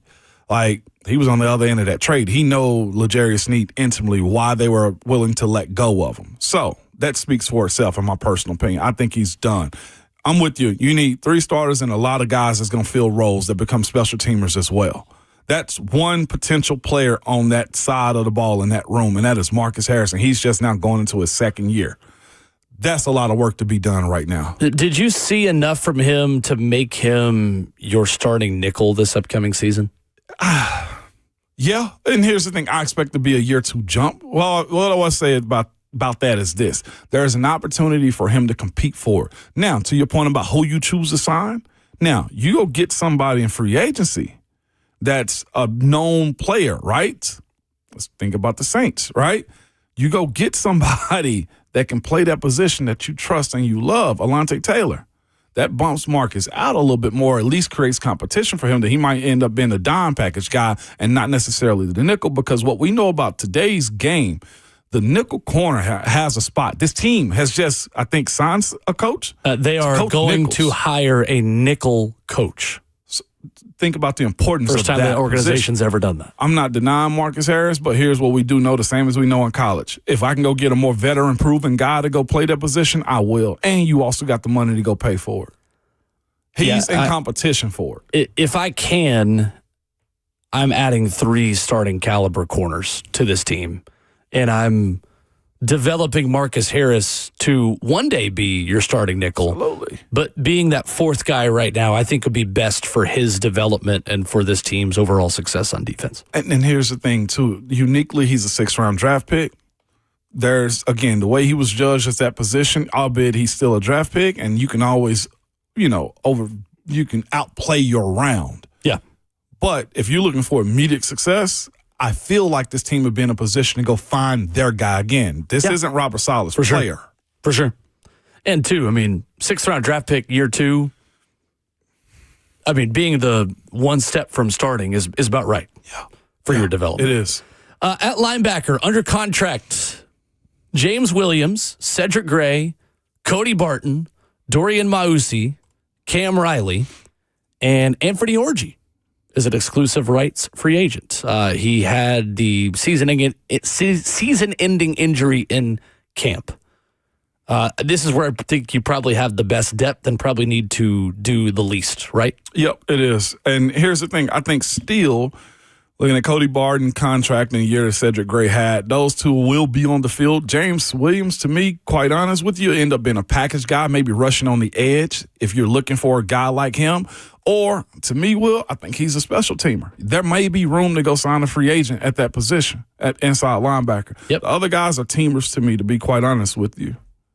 And just respectfully, Cody and Cedric, and give me a free agent at that point. James, I think, is kind of settled in as a teamer. Mm-hmm. And that's not a bad thing for him or this team. It's just that Cedric played so well and kind of just took that position over, and you can't get rid of Cody Barton at this point. Edge rusher, you have 4 edge rushers under contract. Truman Jones, who had a sack and a half. Ollie Gay, who did not have a sack this season. Jalen Harrell, who had 4.5 sacks. And Femi Oladejo, who, because of injury, only played 6 games, which really is a shame, too, because I thought he was improving when he got hurt. Didn't have a sack in his rookie season. 2 free agents at edge rusher combined for 12 sacks this year. Arden Key and Jihad Ward. Mm-hmm. Or I don't think Arden had 7, but Jihad Ward had 5. I think you said he had 4 this year. 4.5, yeah. 4.5. Arden did. You bringing back Jihad Ward? For a 1-year deal, yes. I think I would, too. How many edge rushers do you need? How many edge rushers do you need? 3.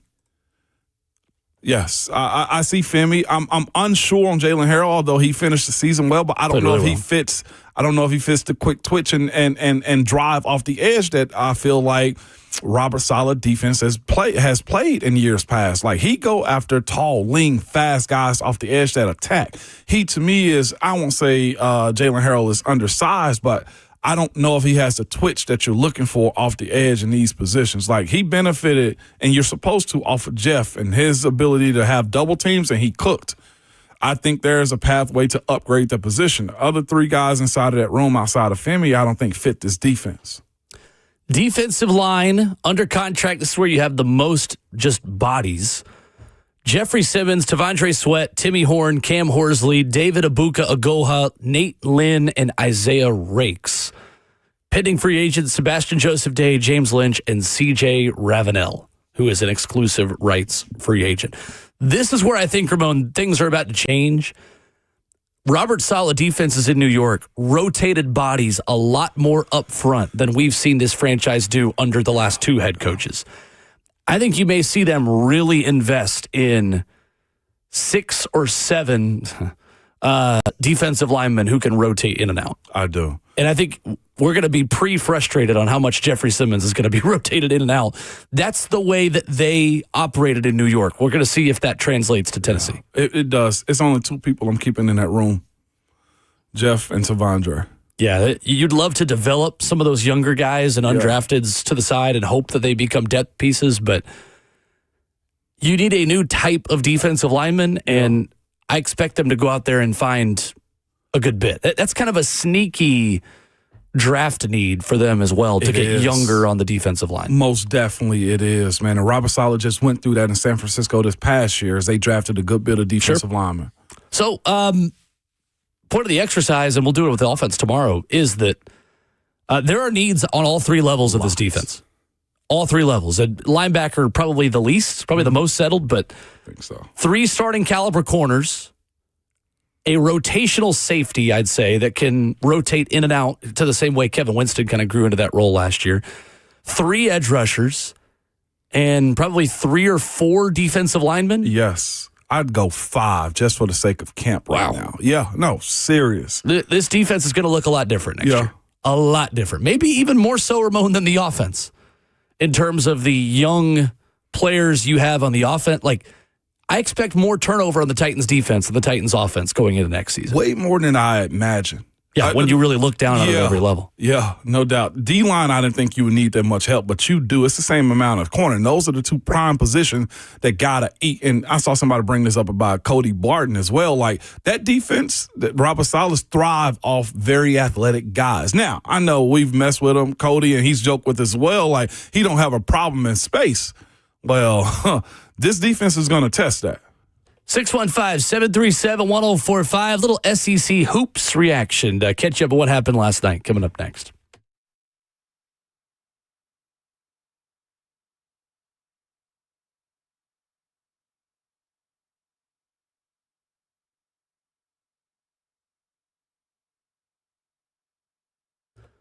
What's up? It's Will Bowling at Brentwood Hearing Center. Their doctors of audiology are always committed to providing patients with the most recent hearing device technology.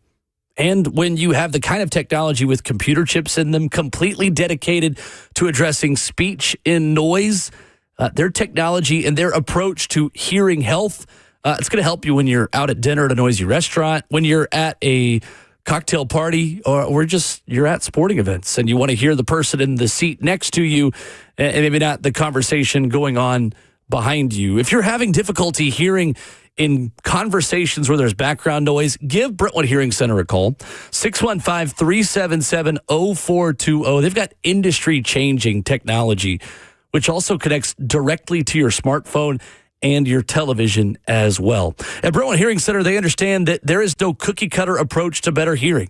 They're going to sit down with you, understand where you personally are having the most trouble hearing, and get you the technology that fits your needs, not someone else's, and not just the factory settings when you take the technology out of the box. 615-377-0420 is the number, or you can visit them online at BrentwoodHearingCenter.com. That's Brentwood Hearing Center. Better hearing, better life.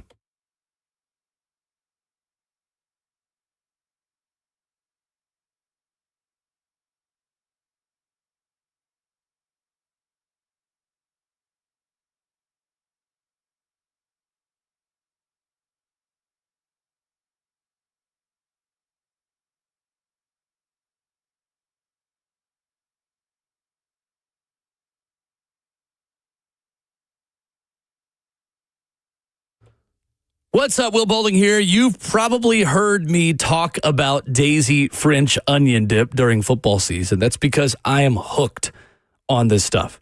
Great tasting, delicious, goes with anything, and it's going to be a hit at your watch party, whether you're watching football, whether you're watching anything during the off season, whatever it is, where people are gathered. You got to have Daisy French onion dip and Daisy ranch dip, made with ingredients you'd find in your own kitchen. No preservatives, no artificial ingredients. I love having it with wings. You can add chips, you can add veggies, whatever you're dipping. Make sure you are dipping with Daisy French onion dip, available at a grocery store near you.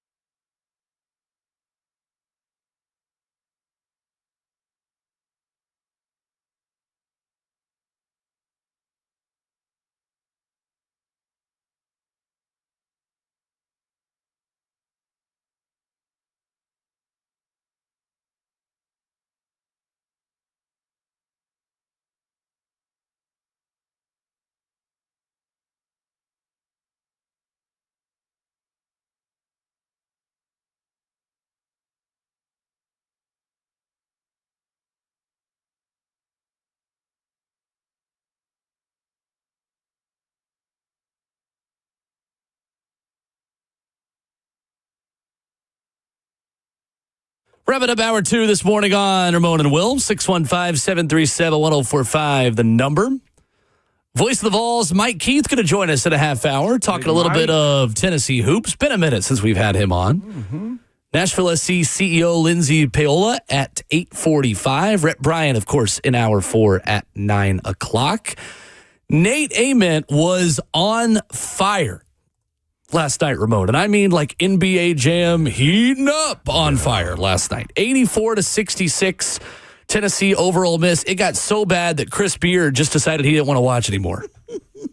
And got himself ejected. I hated that for Chris Beard, man, because they had a time last year in Oxford, man, and they partied. They embarrassed the Vols. I think I saw last night on a recap, the Vols are ranked 5th, and they ruined their party. Tennessee missed a buzzer beater to tie it to go to overtime. Yeah, and they had a good time, man. I'm just shocked that a year later that was his reaction to it, and not just, getting ejected. Like, I thought the foul that he was arguing about in the paint, it was just his big or his player just had the ball low and the players were swiping at it. They stole the ball at that point in time.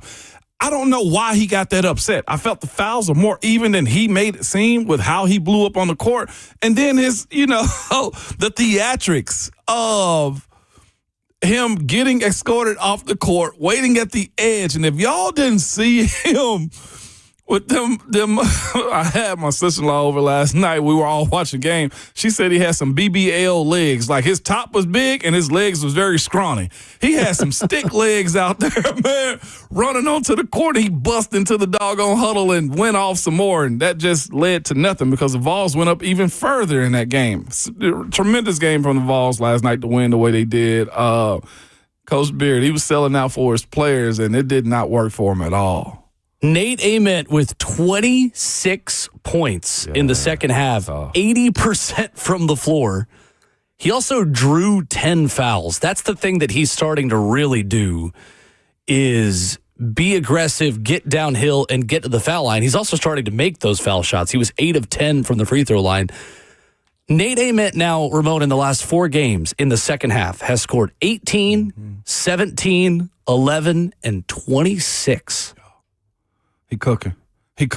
And to your point about him, like, he's scoring when the clock is stopped. He looks like a different player. He does. He's out there smiling, flexing a little bit on his finishes, on the and ones and whatnot, man. And he's attacking the rim. Like, it's been numerous times over the last few games where he's caught the ball in transition. He's going up to bam it, slam it on somebody, and he gets fouled, or he's finishing at the rim pretty strong, man. It's huge for him. What I've also noticed as of late, too, is his double teams, and I think it's because he's so young and you can see he's still developing his body, he's getting beat up. He's getting used to being double teamed, too, because he wasn't playing well enough to warrant a double team a month ago. Ole Miss got at him last night, and they were, I think he took an elbow to the face numerous times. But here's the thing, and they said it on the broadcast, listen to Mike Keith them too, but he's staying in the mix, though. Like, he's not shying away. I think he bumped knees finishing yesterday before. He did. And stayed in the game. Like, the toughness. Like, I personally, I think he needed it. He needed to get beat up, man. But if you hadn't watched him play over this last 5 games, Will, he's handling the ball. He's, crossing over. He stepped back last night to hit a 3. And what I appreciate about his game is you're saying his skill is not just him shooting threes. You're not getting that. He's making bank shots when he doesn't have to. He's pulling up right outside the paint to make it that little short jumper right there, just to have the offense scoring, being efficient, man. I thought it was a good belt-to-behind game last night that they put on Ole Miss. Kind of a tricky spot, too, coming off of an Auburn game that has certainly become a rivalry and is always one you circle, and ahead of a Kentucky game this upcoming weekend that I think they are very focused on, getting a little revenge in, and for good reason. You wouldn't have blamed Tennessee at all for having a little bit of a letdown spot here. And for the first half and for 20 minutes they did. That ended in the second half, and they got to it. Again, another terrific rebounding performance. I love that Tennessee's guards are starting to allow Jacoby Gillespie to be more of a scorer versus a facilitator all the time. I love Troy Henderson at point guard allowing Jacoby Gillespie to be at the 2 spot.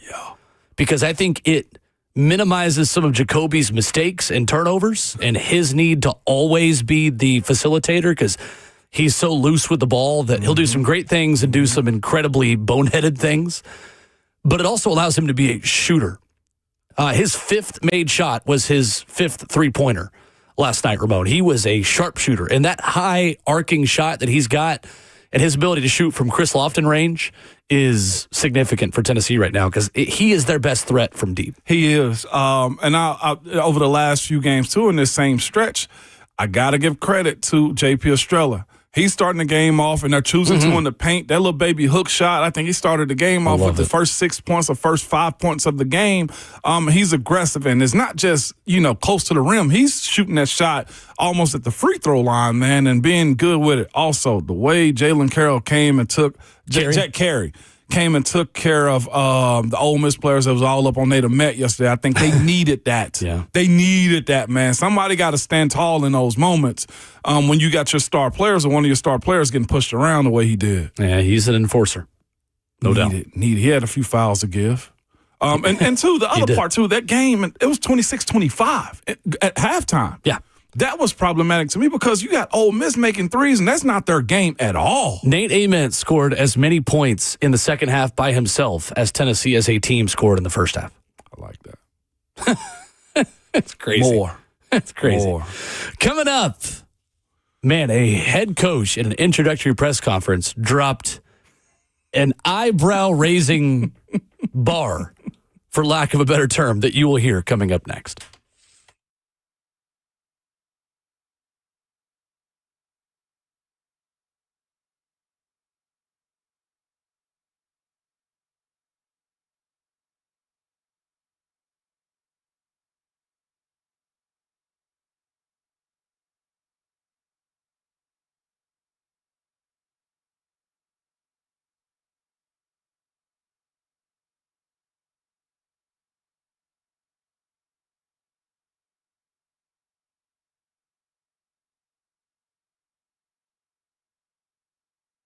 When I say the word moving, you just start to feel anxiety, don't you?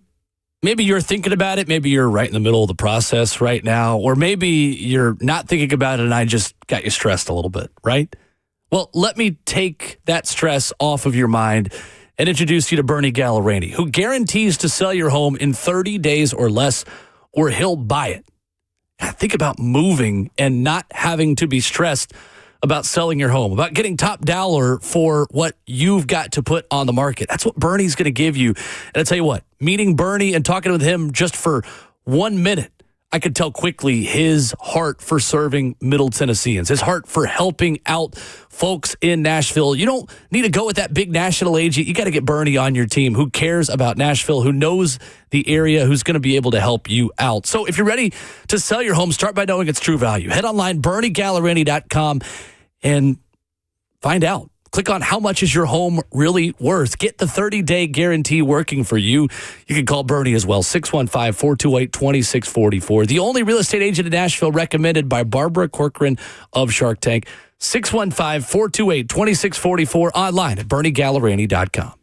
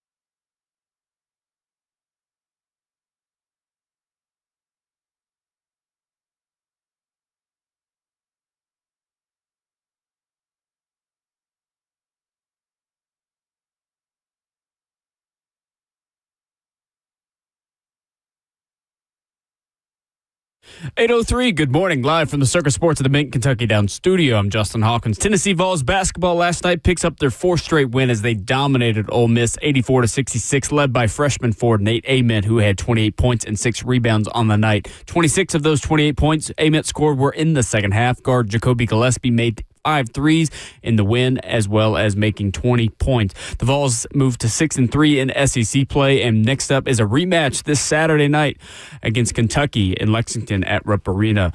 In NFL news, the Bills are hiring former Titans quarterbacks coach Bo Hardegree to the same role in Buffalo. Hardegree goes from coaching rookie quarterback Cam Ward to an MVP in Josh Allen. And some big trades yesterday across the NBA landscape ahead of tomorrow's trade deadline. Per Shams Charania, the Los Angeles Clippers are trading guard James Harden to the Cleveland Cavaliers for guard Darius Garland and a second-round draft pick. Also, the Memphis Grizzlies, they're trading their star forward Jaren Jackson Jr. as well as 3 players to the Utah Jazz for 4 players and 3 future first-round draft picks.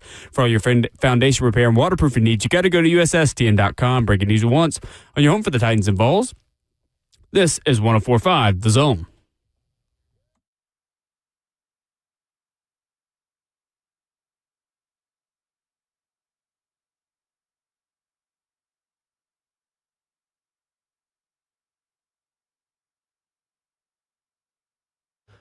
Away we go into the second half of your Wednesday morning. Glad you are with us.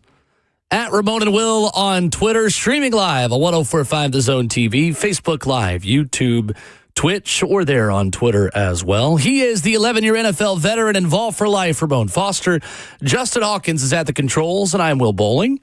In 15 minutes, voice of the Vols, Mike Keith. Nashville SC CEO Lindsey Paola coming up at 8:45. Rhett Bryan stops by for the 4th hour at 9, talking Titans as well. Todd Monken had his introductory press conference yesterday for the Cleveland Browns, Ramon, and dropped a line that I love this. Just amazed me. This is crazy. It's good chaos, Will. As he tries to persuade Jim Schwartz, the longtime defensive coordinator there, and of course, former DC here in Tennessee, to stay on his staff. He's got a really odd way of trying to keep him around. This was Cleveland Browns head coach Todd Monken yesterday speaking to the media. My anticipation is we're not going to change the system. Very difficult to go against. I'm not planning on changing the system. We're built for the system that they're in currently. And I'm not going to get into staffing because that's not at this time to get into that. But they can be rest assured that we're going to keep the same system. We're still going to let them attack. We're still going to let them play free. I can't see any other way. They're a big reason why I took this job. The defensive players. I didn't take this job because of Jim Schwartz. I have a lot of respect for Jim Schwartz, but as I would hope he has for me.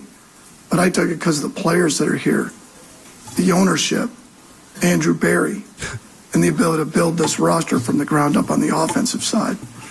So, and I said this to the other guys. I didn't think I'd say it, but I'm going to say it. When I was preparing for the Cleveland Browns, I wasn't trying to chip Jim Schwartz. I was chipping Myles Garrett. And when I was sliding a protection to the outside backers or Grant Delpit that were blitzing off the edge, I was sliding the protection of the players.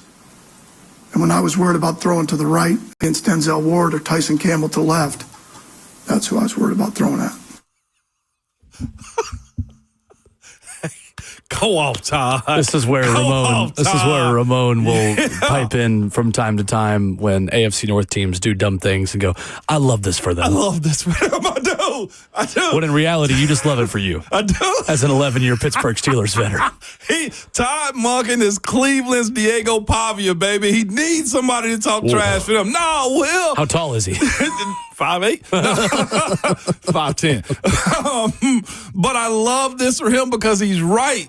Jim, you chose to leave, and the way you exited also didn't allow me to speak highly of you. He's right. Like, Jim, if your defense is that good, it's because, one, you got one of the best defensive players in the world. I was worried about him. Like, I knew where I had to know where he was lining up with. And here's the other part. If the record of my research is right, Todd Monken is 3-3 against him since 2023 to 2025. You've got me and I've gotten you. I've broken you down and everything else in between. So what are you going to do about it? Like, Jim calls and created this. My brother-in-law is in the chat laughing now because he know how I am. You know me, Will. You can't be telling everybody my petty ways, man. I'm sorry. But I like it, It's my fault, isn't it? But he's right, though. It is. Spike the ball on these type of people, man, when they do you like this. Like, he's right. He don't have to run into him. And if I'm Todd Monken, I trust myself more than I would trust you in these type of situations. And here's the other part as well. If Jim Schwartz wanted that job so bad, imagine the type of undermining that he would have been doing to Todd Monken if he was still in the building. I don't think that ever would have worked, and I don't think they'll ever cross paths with each other again unless it's on the opposite sideline. So, Will, I love this for him. I just don't know what Todd Monken really has to gain here. It don't matter. What? But why not? It doesn't matter. The whole point of an introductory press conference is to take easy wins and spike the football. Getting rid of Jim Schwartz in a press conference, I don't know if that's the best use of your time. No, yeah, it is. It absolutely is. It's Steelers Ramon talking again. This the competitor Ramon talking now. That too. You're supposed to allow the people know how much you're bought into this. There were 3 people that were supposed to get that job. Was it Shieldhouse? Nate Shieldhouse with the Rams. You had Jim Schwartz that thought he was going to get it, and Todd Monken came in and swooped it up because ownership said that he wanted Todd Monken. He got ownership backing behind him, okay? And this moment right here, I think it's important for teams that have been bad as Cleveland is to have somebody walk in at a podium and speak about how confident they are in their job. The don't be longer for things of years past, like a Jim Schwartz. We're going to be fine is basically what he was saying in that moment, while also dissing Jim Schwartz. He's right. Jim, you're on the sideline. It's Miles that I have to care about. And now he's got Miles in his back pocket because he's coaching him. I love that. When asked about coaching Pro Bowl quarterback Shedeur Sanders, he said that is still to be determined. Said, am I excited about Shedeur Sanders, who's Pro Bowler, by the way? Am I excited about all the quarterbacks in the room? Am I excited to coach this football team? Absolutely. I can't wait for them to get back and for us to get started. So who'll be the new QB1 next year in Cleveland, Ramon? Deshaun Watson, because he still got it. Oh, gosh. What is that situation? I know what is he? He's played. Which one? Deshaun or the Pro Bowler? Deshaun. Deshaun is a Pro Bowler too, or no? Yeah, I imagine so. I would hope so. He actually earned it, though. Yeah, he did. But I don't know what that situation is, because the thing I've always thought about Deshaun Watson is this. Yes, he had over 5,000 yards or close to it, if I can pull up his stat. 4,800 yards in 2020. He's a 3-time Pro Bowler. They went 4-12 that year. They did? That's right. He's playing from behind. Houston, that is. Mm-hmm. Playing from behind in a situation. Like, how much credit does Deshaun Watson get? Like, I think Cleveland was desperate. Yeah, not anymore. I think they were desperate for a quarterback, and Deshaun Watson became available. Now we see why and how. But there has been zero return of investment at all with him being inside of that city. So yeah, I'm with you. Like, it's going to suck to, like, let him go or cut him if you have to. But if Todd Monken really is serious about trying to change what Cleveland is as a franchise, you might have to start evaluating that position hard and go get your guy itself and tell Haslam, like, hey, you got to be in front of your bank account. Sir, I just need this one favor to go get my guy moving forward, if he's that bold about the job. So do you think the Cleveland Browns 2026 starting quarterback is on the roster today? Do I think? By default, it's Deshaun. Yeah. I guess Deshaun's going to be healthy. But, yeah. I mean, he was asked about if Shedeur Sanders would be the team's number 1 quarterback to begin the offseason. He said, like any position on the team, that's still to be determined. Yeah, that's so unfair. Is it? It's very to unfair. Shedeur Sanders? Because here's the thing. Yes, to him and to Cleveland Browns and to Todd Monken as well, and the offensive coordinator. Because here's the thing. There's a lot of people utilizing this moment as far as Pro Bowl's quarterback Shedeur Sanders to force people to give answers that they don't have right now. That's the part to me I think is confusing. Like, all right, Shedeur made the Pro Bowl and started. He also was below 500. His completion percentage was about 50%. I was going to say, why isn't there an answer? Because he didn't play well enough. He did not. He's a play fifth-round well. pick. And that's what I'm saying. I'm saying it's fair. It's not fair because there's no real way to answer that question because he's a rookie under a contract right now. And more times than not, with quarterbacks, a third round and a fifth round, they at least get 2 years. Sure, but to call him a starter, I think is flagrant. I don't think a fifth-round pick, though, gets 2 years just by default. Like, if Shedeur Sanders... No, a fifth-round pick? I think more times he was than a placeholder. He's serviceable. So here's why I think he gets 2 years. He plays serviceable football for the Cleveland Browns, and a fifth-rounder usually gets that type of grace. I don't know if I'd call a 68 quarterback rating serviceable. Ooh. Well, you also got to say rookie, too. 57% completion. I don't think he lived up to serviceable, Ramon. Well, in the world of what Cleveland needed, I personally think so, and I think there's a component in which the business side is going to take over for him as well, as far as he's going to sell tickets and everything involved in him in general. But to force Todd Monken to say, yes, I'm committed to him, makes zero sense. I mean, I don't think they're forcing him to say anything, but I do think that he could have played better and could have earned a different answer. We got to move on because we have breaking news. We get the sounder? Yeah, I think this is worth the sounder, actually. Titans I think this is or worth NFL? Vols. Oh. We have breaking Vols news. Oh, come on, Hawk. Hit the sounder, Do we have man. a breaking Vols news one, or you just want to make your own real quick? Breaking Vols news on 104.5 The Zone. Breaking news from Adam Sparks. Tennessee quarterback Joey Aguilar has been granted a temporary restraining order against NCAA eligibility rules by a Knoxville judge. It serves as the first step toward his potential return for the Vols in the 2026 season. Joey Aguilar, like Charles Bediako, told by a judge in local court that he gets a restraining order against NCAA eligibility rules. A solid first step towards Joey Aguilar being the starting quarterback of the Tennessee Volunteers in 2026. Wow. I'm at a loss for words on that one. I'm not shocked, but I am interested to see what's next. This in no way guarantees that Joey Aguilar is QB1, but it is a solid first step and a required first step in order for that to happen. Yeah. A lot of different ways you can go with it, Ramon, because you can look at the impact on college football. You can look at the impact on the quarterback room you already have in place with George McIntyre and Faison Brandon. Yep. Here's the thing we can't even debate because it's just a fact. Tennessee football is better and has a higher floor for 2026 with Joey Aguilar at quarterback. I agree with you there. You get more answers to the test with him. So if you're looking at what's best for Tennessee football, just with blinders on and that being it for the 2026 season, this is a good thing if you're a Tennessee fan today. Yeah, it is. To your point yesterday, though, Vols fans, ease up on Bediako. I just want to put the ease up on the Diego Pavia Vanderbilt fans as well. Like, wow. I mean, there's a little bit of difference there. I think there is a big difference. He didn't go pro. Exactly. Yeah. He didn't leave and then come back. Well, there's also the report of the other NBA player that has played in games who wants to come back. He didn't leave, then come back. So that's the difference. But similar enough because they found a local judge that gave them temporary restraining order. Yeah. Wowzers. I did not see this happening. I thought it was done. Joey Aguilar. After what Austin Price said yesterday, it started to, I think, change my mind on him a little bit. Oh, wow. Well, interesting. Voice of the Vols next. Interesting. Voice of the Vols, Mike Keith joins us. We'll talk a little bit of Tennessee hoops with him, and we'll react more to this story as it continues this morning. But for now, again, Adam Sparks reporting that Joey Aguilar has been granted a temporary restraining order against NCAA eligibility rules by a Knoxville judge. We'll talk to Mike Keith coming up next.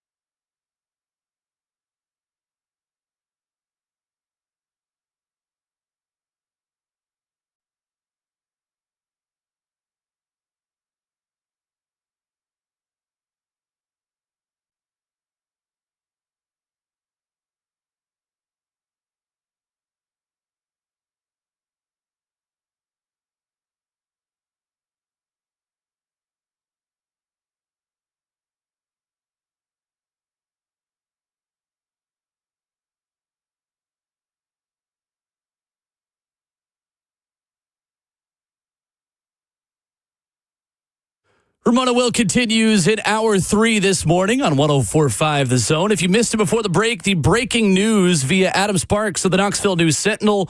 Tennessee quarterback Joey Aguilar has been granted a temporary restraining order against NCAA eligibility rules by a Knoxville judge.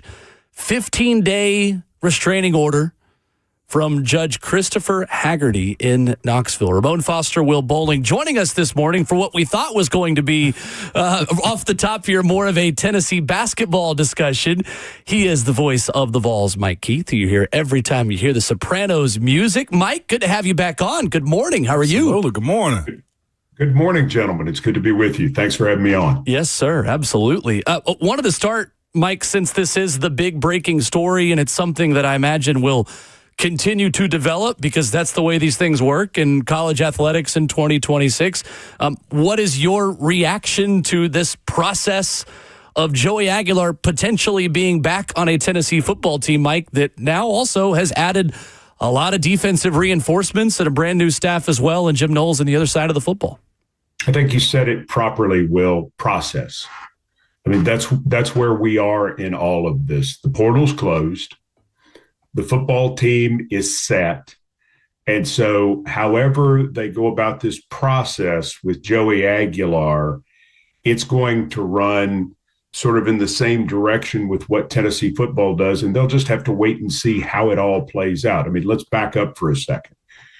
Joey finished the season against Illinois. He had the surgery to remove the benign tumor from his throwing shoulder. It's not like he can do much right now. It's not like he's going to dominate spring practice when they start in 6 weeks. So this is just going to be a process that we will have to see play out.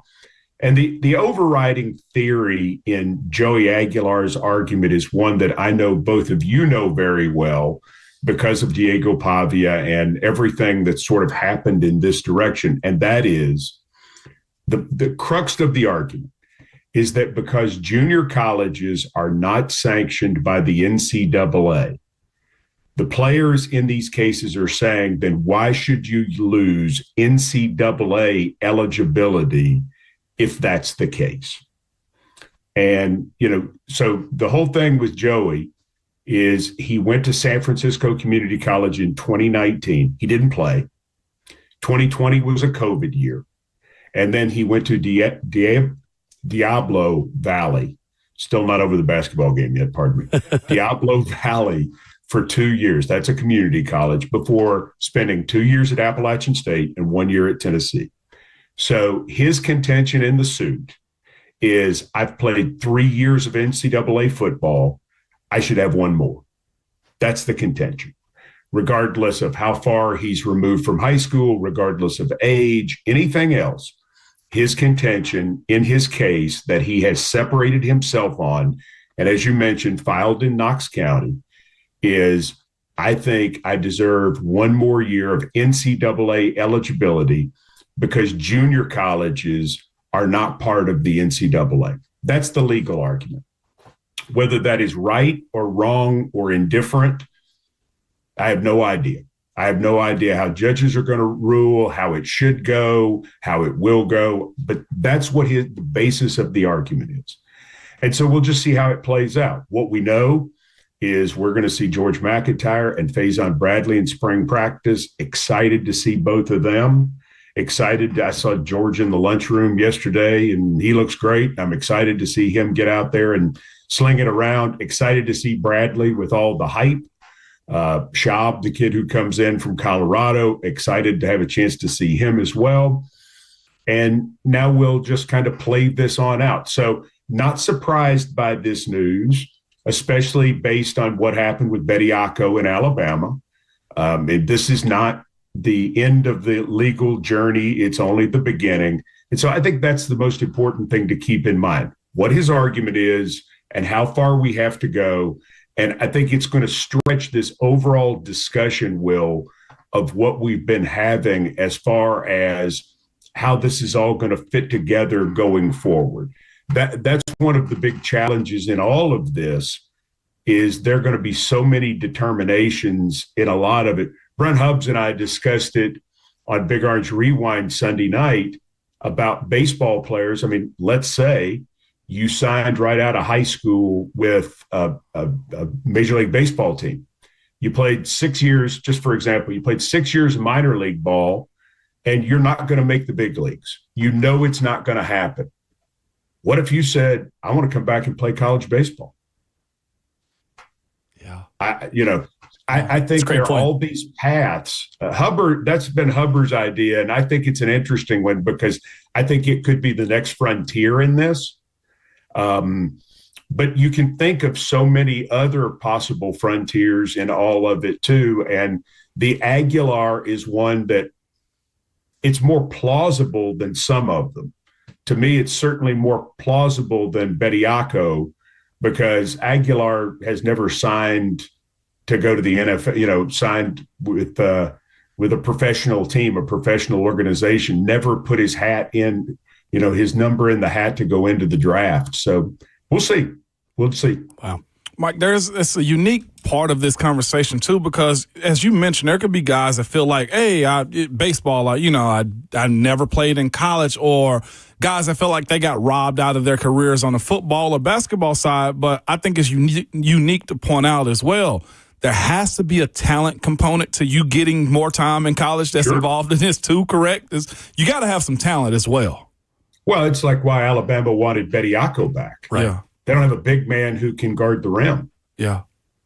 I mean, he's a player. I mean, Bediako is not going to be in Springfield, Mass. in the Basketball Hall of Fame, but he is a very competent player around the basket. He's a good defender. He's a great shot blocker. And so they have a need. And that's why Nate Oates went and got him. He didn't just go get him to say, I want to challenge the system, or I want to make a statement about this, or what. As a matter of fact, he made a statement the other way before. Mm-hmm. But yeah, there's totally got to be a talent component. And if you go back, Ramon, is there a Kelly Washington out there?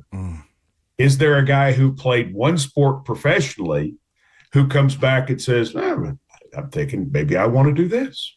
I mean, that's always been there. You could always be a pro in one sport and an amateur in another. So I just don't think it's going to stop. And the difficulty for, I think, the world to get their arms around right now is from a legal standpoint, college athletics is seen differently because they pay money. So they are in the view of the courts, they are another viable option for somebody to make a living. And the courts don't generally care about the NCAA. The NCAA does not hold standing with them legally. It's an organization that, that member institutions voluntarily belong to. So I'm just waiting like everybody else, but I think it's like preparing for our game with Alabama when we were going to play against Bediako. And we didn't really talk about it on the broadcast about, but this is such a historic case. And the whole country was watching that game, not because Tennessee and Alabama were so super at that point, but because it was intriguing because of Bediako. From our standpoint, we just had to get ready for a 7-footer who could block shots, right, as far as the broadcast goes. And so, you almost have to be agnostic about it in our area, because it's like, if he's going to play, we've just got to talk about him on the radio. We'll let others talk about the court case. Mike, when you look at this as well, as far as Joey Aguilar, offensively, one, the team has to be on board with it, Heupel and everybody involved as well. But the benefit of it, most second-year quarterbacks in Heupel's system really elevate themselves in the teams. What's your early projection as, I guess, to how beneficial Joey can be?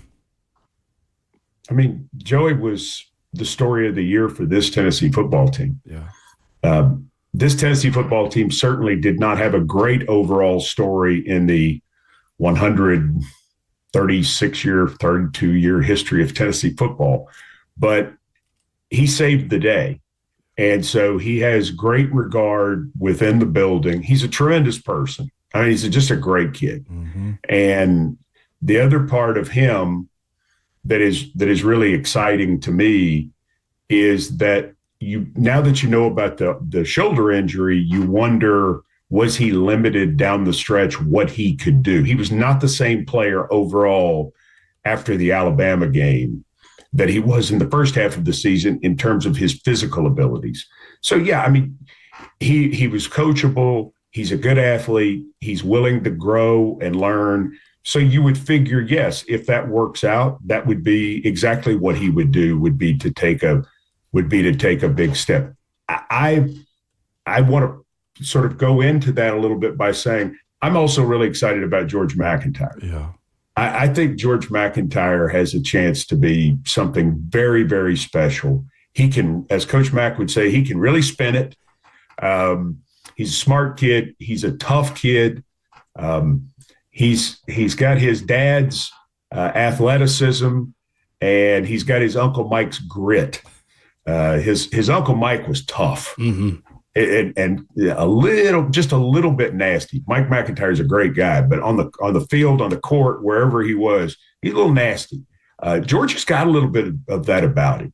And again, I want to see Faison. I mean, I want to see him. I've seen the hype. I know coming out of Grimsley and Greensboro, he's something extra special, but I want to see him on the practice field to understand what it's all about. I mean, that's what you get excited about in recruiting. I think Tennessee's going to be just fine any way this goes, because I think they've built a team that whomever's running the show at quarterback, they're going to be just fine. Because I'm going to tell you this, gentlemen, I think that defense is going to be a lot better. And having Deshaun Bishop back, having the offensive line back, I think, and the receivers, I think they're going to be able to do a lot of things with this football team, whomever the quarterback is. Voice of the Vols, Mike Keith, our guest this morning on Ramon and Will, in a conversation before the breaking news that was going to be mostly centered around basketball. And Mike, another win for Tennessee last night as they continue to get better. Things start to click. And Nate Ament, Mike, had another moment last night. I was texting somebody last night comparing it to this was kind of like Chaz Lanier just going berserk in the Bahamas. Any number of Dalton Connect games where he just, NBA Jam was heating up. That was Nate Ament last night. Just how much fun are you having watching him up close and seeing Nate Ament maybe come out of his shell a little bit, both on the court and just in the way he carries himself in the huddle and through all of the other parts that he has to do of being a Tennessee athlete? I spent some time with Nate Ament last week. It was very exciting to hear how confident he is right now in everything that's going on. And I think the biggest thing that he's learned, Will, is patience. Through the whole first half, they are not letting him get the basketball.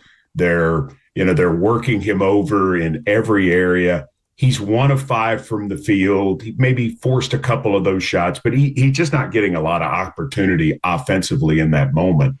And yet it's like, okay, fine. I'll get you. I'm going to get you. It's going to happen. Just wait. And in the second half, he absolutely did. And what's so cool about the whole thing now is when he got rolling in the second half and basically put the game away himself, the other 4 guys are like, let's go. We're down with this. We're happy to be the backup singers right here, and we will do all the dance steps and hit the choruses. And I mean, it's when you see a team that understands everything that's going on around a great player who's taking over, and they're like, oh, we're moving to this. We like this too. Let's all go. That gives you an idea of why I think Tennessee has growing room down the stretch, is because everybody gets it that when he gets going, let him go. Absolutely. It was fun last night. 8 of 10 in the second half from the floor. I mean, 80%. It just unbelievable. Mike, I did want to ask you real quick on the way out here, and we'll need to have you back on to talk some hoops, because I feel like I could stay if you want to stay. Don't tempt us, Mike. Tempt us with a good time. We got a guest coming up for the next segment. Oh, it's probably somebody really good. See, now you're going to make us disparage them. They're not as good as you. No, I won't say that. Trying to get me in trouble here, Mike. I just want to know on the way out real quick, how much fun are you having doing basketball? I know this is a fun new challenge for you in a lot of ways for an entire season. You guys sound like you're having a blast, and I know it's got to be fun spending time with this team. Well, as you guys know, I always have a lousy time doing everything. So Yeah, right. that's my thing is I'm just constantly miserable. I love it. I've got a ton to learn. I feel like I've learned a lot. I've got a long, long way to go. But it's a great process to try to expand your world and try to meet a standard in a different area. And it's been a great deal of fun. I've had a lot of help. And I'm very appreciative, and I'm also very appreciative of the patience of the Tennessee fans who've given me a wide berth, and I will always appreciate that more than they will ever know. But it's been a lot of fun so far, and I'm looking forward to more fun in February, March, and maybe beyond. April? Question mark? I love it. Oh, at least got the spring game in April. You'll be right back at it, Mike. That's right. That's right. Happens quickly. I hope you're going to come, Ramon. I hope you'll come to the spring game. I think my contract's extended out. Yeah, I'll be there. Well, you can come too. Okay, perfect. We always like having Will Bowling around. Oh, I'll be there, man. And I love CeeLo too, just randomly just yelling stuff in the background when you're doing the broadcast. Oh, it's great. It's great. He's opening up, Mike, and I love it, man. He's opening up, and that's the whole thing. And we hired him the week the season started, literally the last week in October. Yeah. And he's in Lexington. He's moving down. He'll do the rest of the season for us. John Wilkerson's done a great job, and I love John. He's got to go to baseball anyway. But Chris is figuring this out fast. Yep. And absolutely. that's really fun to see. Voice of the Vols, Mike Keith, our guest this morning. Mike, good to catch up with you. It's been too long, and hopefully we can do it again soon. Talk some more hoops with you. Tell your next guest I'm really sorry I nearly forced myself upon you there. It was very rude of me. We got to talk to the Nashville SC CEO about the Olympics coming to Nashville. Well, how exciting is that? It's amazing, isn't it? One of 6 cities? Yeah, that's right. And the first since the Ocoee hosted whitewater rafting for Atlanta. I remember that the state very well of Tennessee. In 96. That's right. Listen, hey, Nashville SC and what they're doing there, everything they've done there is right. Yeah. Stadium, presentation, everything. Nashville should be really proud. Middle Tennessee should be really proud of having that franchise. And this is just another feather in their cap. I can't remember anybody who's done everything as right as many times from a business standpoint as that group has. Not surprising that one of Mr. Ingram's businesses would be successful. Absolutely right. Right there with you. Mike, good to talk to you. Thanks so much for the time. Appreciate you. Appreciate it, Mike. All right, there's Voice of the Vols, Mike Keith. Nashville SC CEO, Lindsay Paolo. She'll like hearing what Mike Keith just had to say. She'll join us, talk about the Olympics coming to Nashville, coming up next.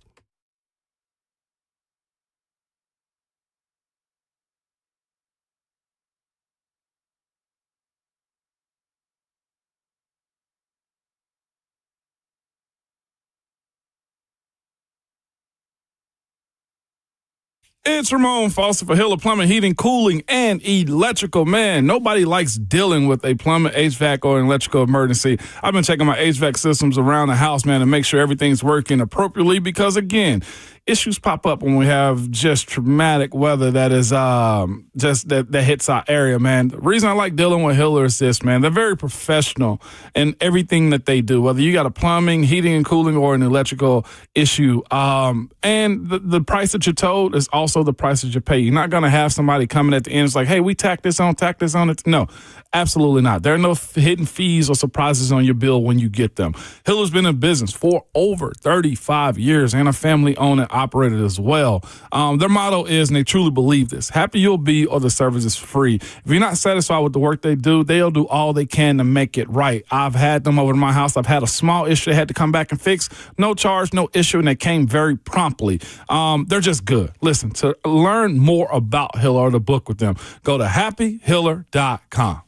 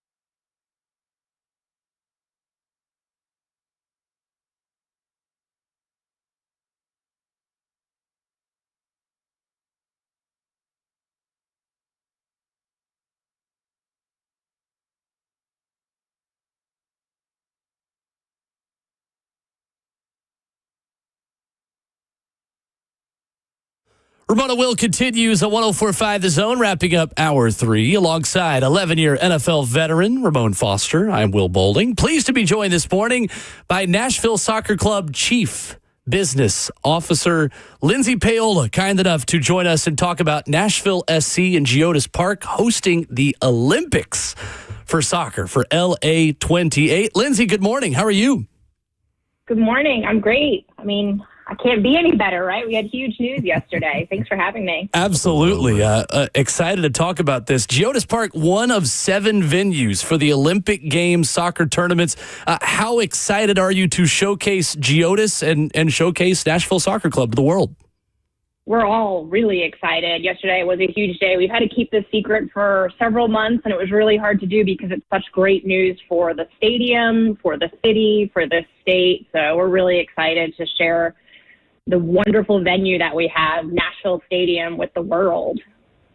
No doubt. That is awesome. Speaking of the world, for the first time in Olympic history, there will be more women's soccer teams than men's. With the women's competition expanding to 16 teams, as I get my words together, and the men's adjusting to just 12, what kind of competition can fans potentially see here?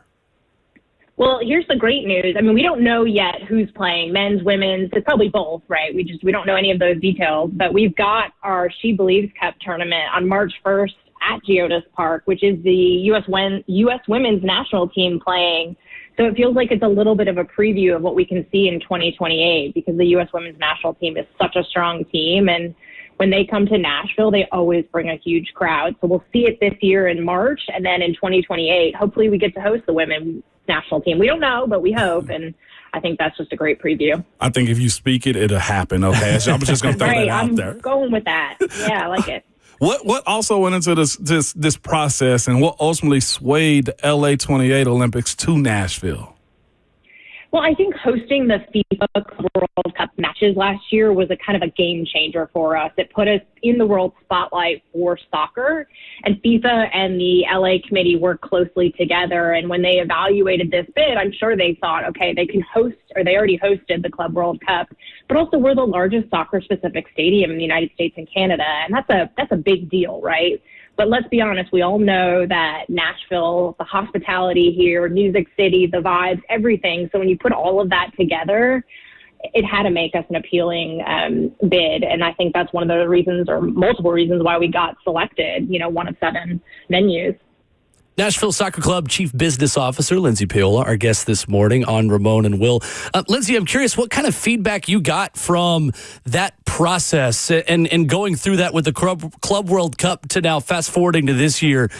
What has stood out about this venue, about soccer in Nashville, and how do you think the world kind of reacted maybe to some of those FIFA people and officials seeing, and what do you think they enjoyed the most about this stadium?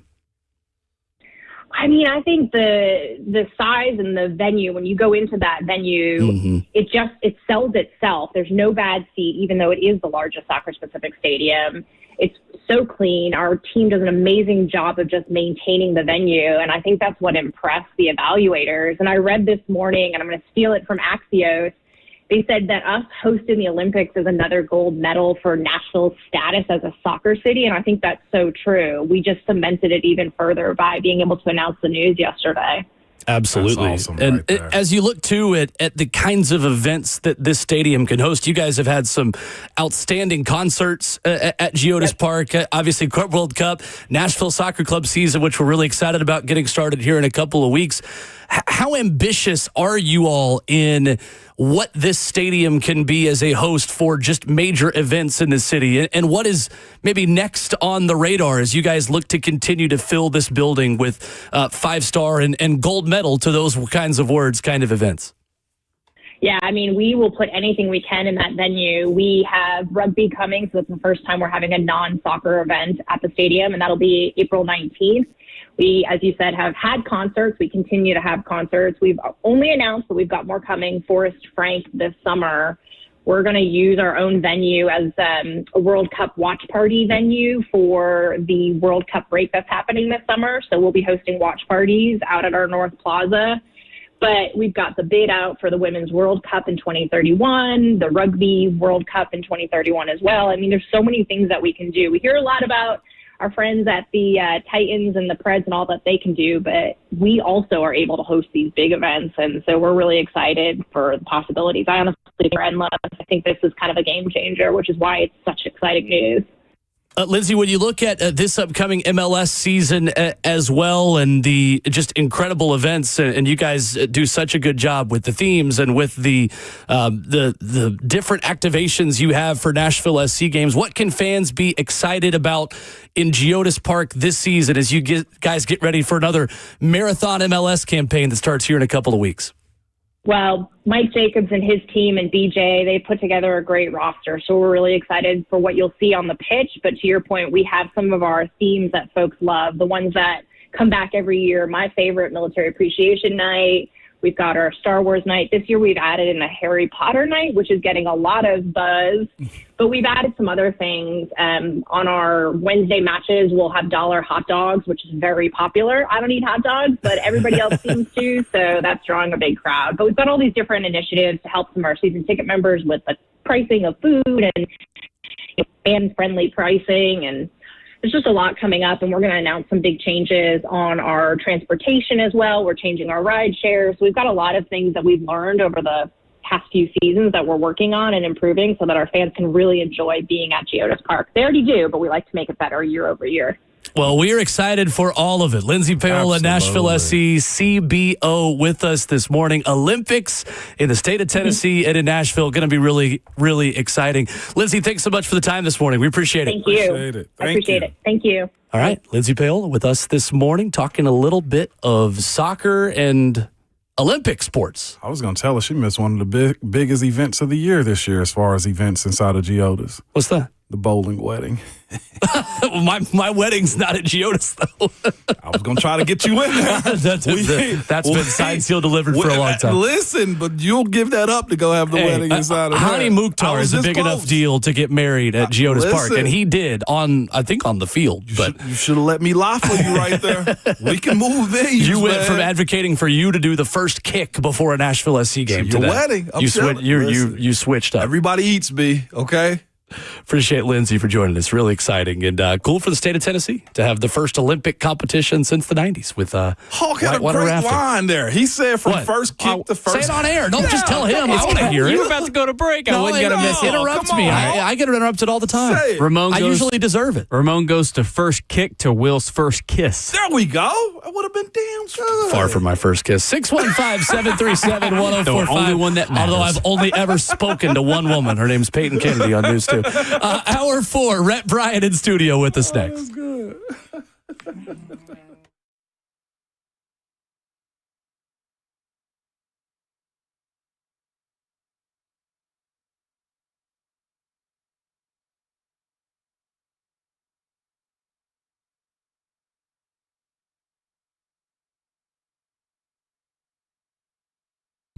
It's Ramon Foster for Medical House Calls. That is the website, as I like to tell you, is medicalhousecalls.com. And here's what they can do for you, man. They know your time is precious and your health is also priceless.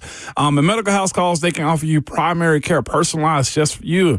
With the plans that fit primary care and your needs and different price points, they are always going to work with you on your time, the location of where you are, and how you go getting checked out. I'm here to tell you this, man. It's one of the best services I've used. They came directly to my house. I was feeling a little bit under weather, administered me an IV, and that was just one of their many services.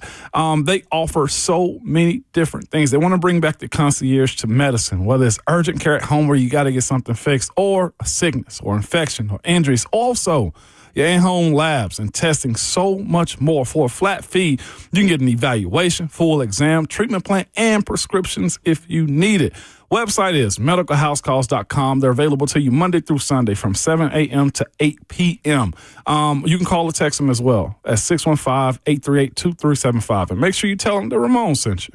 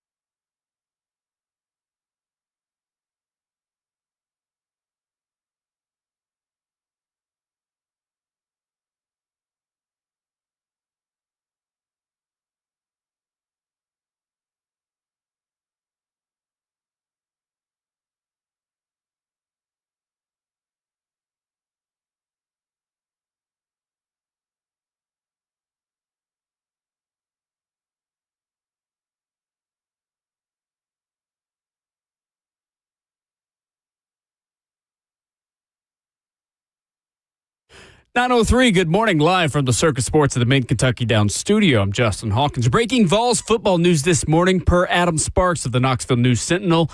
Tennessee quarterback Joey Aguilar has been granted a temporary restraining order against NCAA eligibility rules by a Knoxville judge. It serves as the first step towards his potential return for the Vols in the 2026 football season. There will be an injunction hearing this Friday. In NFL news this morning, per ESPN's Adam Schefter, the Jets are hiring former Panthers and Colts head coach Frank Reich as their new offensive coordinator under head coach Aaron Glenn. Reich was Stanford's interim head coach last season, but now returns to the NFL as the Jets OC. He was the last offensive coordinator back in 2017, where he coached the Philadelphia Eagles offense in the Super Bowl win. In college hoops last night, Tennessee Vols basketball, they pick up their fourth straight win in SEC play as they dominated Ole Miss 84-66, led by freshman forward Nate Amen, who had 28 points and 6 rebounds. The Vols are now 6-3 in SEC play, and their next up is a rematch this Saturday night in Kentucky against the Wildcats at Rupp Arena. For all your foundation repair and waterproofing needs, you got to go to USSTN.com. Breaking news at once on your home for the Titans and Vols. This is 104.5 The Zone.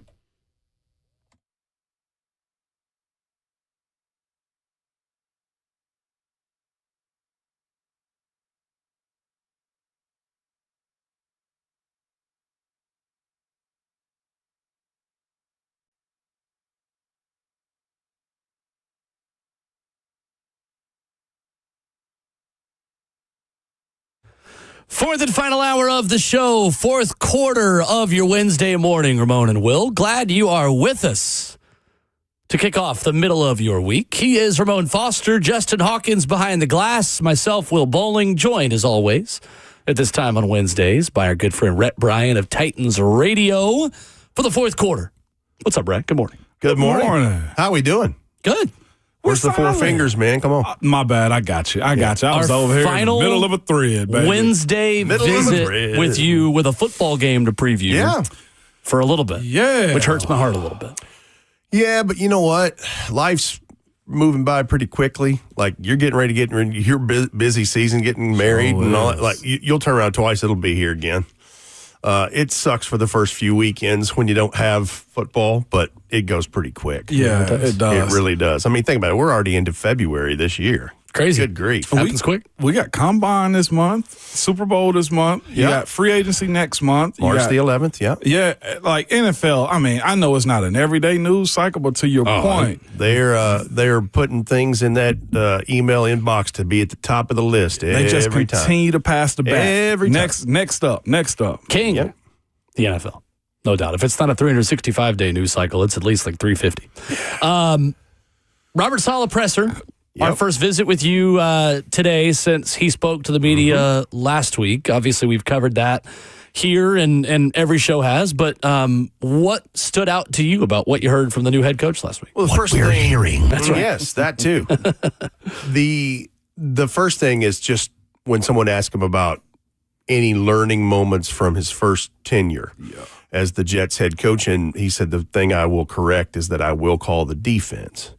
And, of course, there's reports out there about who the DC is. That's not official yet. But I thought it was interesting that he would address that and say, hey, that's the first thing. I think the other part of it is just people win championships. It's a people business. And I'm like, he's exactly right. Yeah. You got to care about the people involved, and that, not just the guys in the uniforms in the locker room, like all of it. It takes all of it to get it done. And just, listen, you knew he was going to say things like, we're going to play fast and violent. Look, he was very upfront and forward about this is what it's going to look like. But he also knows that Mike Morganzi and the brass have to continue to bring guys in to make that possible. There's pieces there, but there's more to be added. Yes, it's good stuff. It is.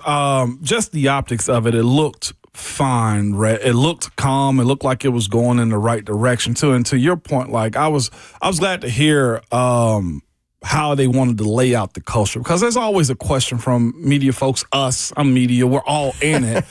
Right, sure. but it's always culture. And I thought it was smart for him to say it's led by the coaches first. And then he went on to say, later on you'll see, we'll pass it off to the locker room and the players for them to create and control the culture of the room because, Rhett, that matters. You don't want to be delegating guys. You shouldn't do this. You shouldn't do that. Like, when you get to a level of, sustaining success and just repetition, that's when you know you're going in the right direction. I was glad to hear him say that first. Like, coaches take it, then the players get it later. And there are some very important guys in that locker room who already are heavily leaned into that message and direction. I think it was somewhere like a dozen, maybe 15 guys, a good chunk of the roster in the back of the room when he's, in the middle of the press conference last week. Cam Ward, Jeffrey Simmons, Kevin Winston Jr. I mean, some guys there want to hear, and again, they're not required to attend that. They were there, their own volition, going, hey, you know what? I should probably listen to what the new boss says here. Yep. But, yeah, I mean, it starts with the teaching, and then it has to be applied. He's right. I think something along those lines that is also telling is, did you see any of the clips from Harold Landry's podium? I did. I saw a headline. I didn't really go into it.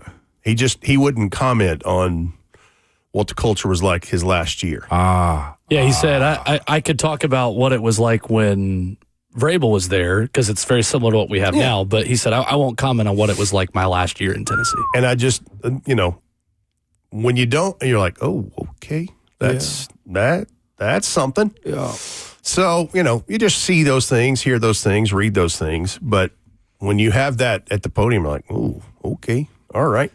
And look, I think anybody would be lying if I said that there isn't a serious work in progress with the franchise. And over at Ascension St. Thomas Sports Park, they're just trying to work on it all. They know there's a lot of things to correct and improve on and build on, and that's what they're doing. Yeah. I'm interested, Rhett, to learn more about Brian Daboll's relationship with Robert Saleh as well, because for two people who haven't worked together on a staff before, it sure does seem like it.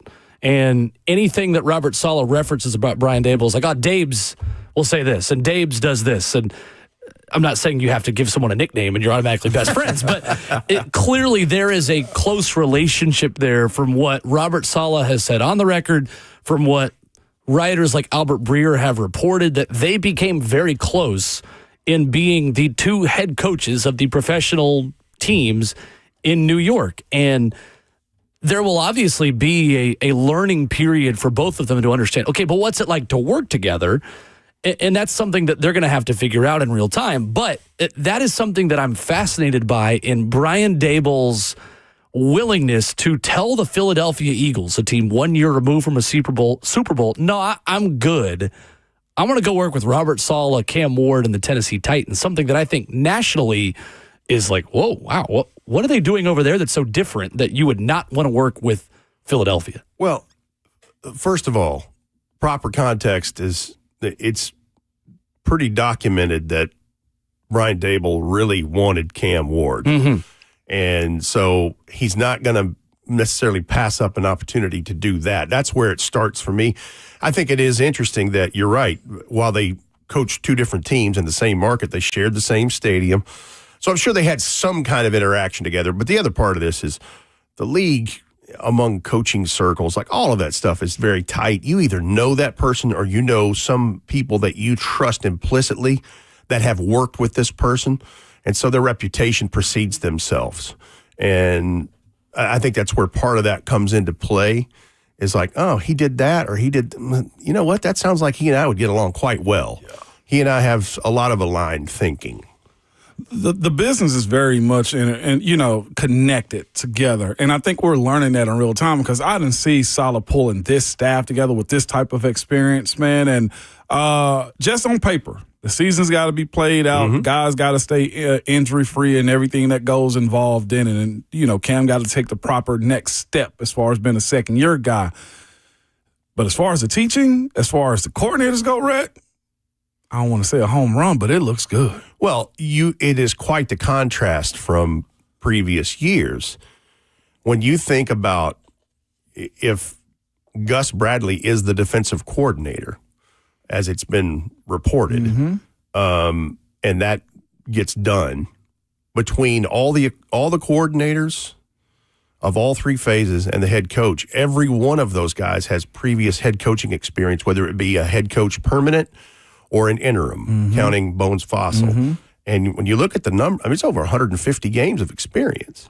And then all the other years of experience as an assistant or a coordinator, that's going way up towards, probably over 50 years worth when you're thinking about all that big picture. So, yeah, Coach Mack tells us all the time, you can't manufacture experience. No. And there's a lot of truth to that. You have been through peaks and valleys and things, injuries to players, whatever it is, there's learning lessons from all of that. And everybody brings their own individual experiences to put everything together to try to navigate the pitfalls. 4 people who have been head coaches and 3 in the front office who have been general managers. Yeah, I'm just significant. Yeah, you're talking about institutional knowledge now and experience, again, through peaks and valleys. I mean, I just think about Robert Saleh. Here he is early in his tenure as the head coach of the New York Jets, and all of a sudden they've won the free agency sweepstakes. They have Aaron Rodgers, and we all watched 4 snaps into the regular season, and bam, he goes down with, what was it, an Achilles? Is that what it was? Yeah. And just how all of that unfolded. I mean, that's real world stuff on a football field. That's not life stuff. Life stuff is always greater because you're talking life and death and circumstances there. But that's real world stuff on a football field. No doubt. For sure. But, it's exciting to see all this start to come together. I think the other part of it is another takeaway from the press conference and his availabilities is him talking about that he will have a position-specific nickel coach to go with Tony Oden in the secondary, which is that's very interesting to me, just because nickel play coming in as a third linebacker or whatever situationally they're doing, it's a big, big deal just because of 11 personnel with 3 wide receivers. I mean, that's the most common thing guys, offenses line up in and has been for some time. And when you look at all the teams in the playoffs, they've got one drafted high, first or second round for the most part. Nick Emmanwori's the last one standing pretty much. And you'll see how important that is. It just makes it easier offensively to find the weak spot when you're trying to find and identify the nickel guy, whether to your point it's the third corner, fourth corner, or a linebacker that's got to be in coverage.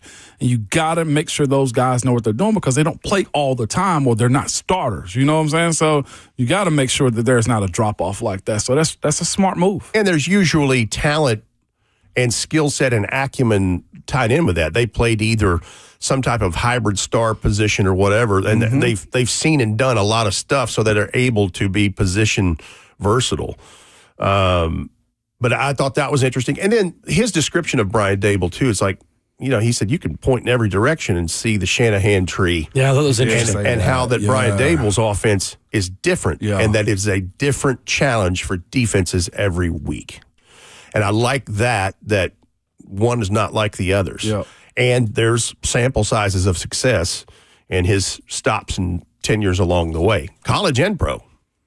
Rhett Bryant in studio with us, executive producer of Titans Radio. When we come back, we'll piggyback off of what we talked about with Ramon yesterday on the offseason priorities and the biggest things that have got to be checked this offseason for the Titans as we begin that offseason in the entire league after this upcoming Sunday.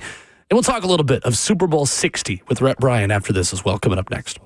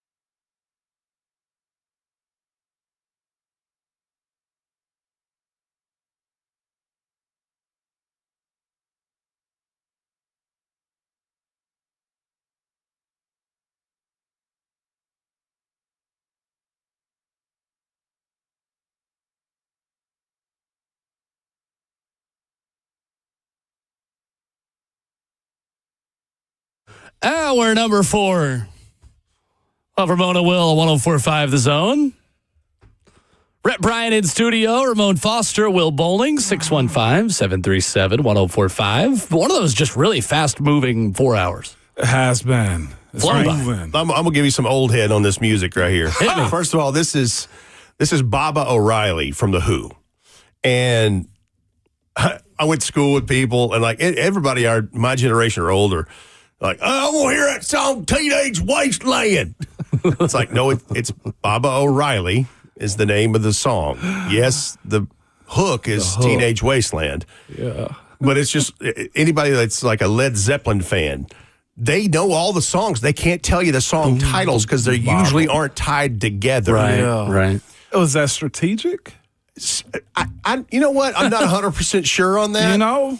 But like Led Zeppelin, Black Dog, they'd be like, I don't know if I know that one. You'd play it. 90% of the people are like, oh, yeah, I've heard that at a concert, lead up or a ball game or whatever. But anyway. This is like the song of baseball to me. Bob O'Reilly is. I saw these guys with the Nashville Symphony Orchestra at Bridgestone a few years back. Wow. Nice. And Willie Nelson's son opened, Lucas Nelson. Oh, yeah, he's awesome. He was at the Grammys the other day. That's performed at the Grammys. That was a great show, all of that, all the way through. Yeah. Really good. He's got a song with Ernest, Why Dallas, that I love. Shout out to Ernest. Shout out Ernest. He just got a Cadillac done by my guy, Brian Motorsports, I think. Man, that thing is bad. Okay. I think that was him that did it. Baba O'Reilly. What kind of Cadillac? One with the big old tails on the back, Red. The kind that you call a caddy. Fleetwood or Sedan DeVille. I'm talking about a land yacht. I'm sure I can find it sometime soon, man. It is a beautiful car. I didn't realize Bob O'Reilly, 1971 when that song came out. 1971? Mm-hmm. Yeah. There you go. And that's the thing is, some of this stuff that Jayhawk uses as bump music back, some of this stuff, it's aged very well. Mm-hmm. Yeah, definitely. Like there are some things that are just timeless and still play. And Will, I hear you talking about, oh man, there was this great song in the new season of Stranger Things. Like, yeah, that song's like 45 years old. I know. Yeah. But it still plays though. See, that just proves it still plays. I think Purple Rain is up like 200% on plays on Spotify after. I have no doubt. An iconic moment. I still won't spoil it. That I probably one could gets at this me point, though, because Prince was so anti that. Anti what? Anti his music being used like that though. So his estate sold it to Stranger Things like that. If Prince was alive, I don't think that song would have ever made it to. The Duffer Brothers made it a big deal out of like, we got clearance to use a song that has like never been used before in television and in an iconic moment. Ramon's right. Like Prince would have never. He's so anti that. Yeah.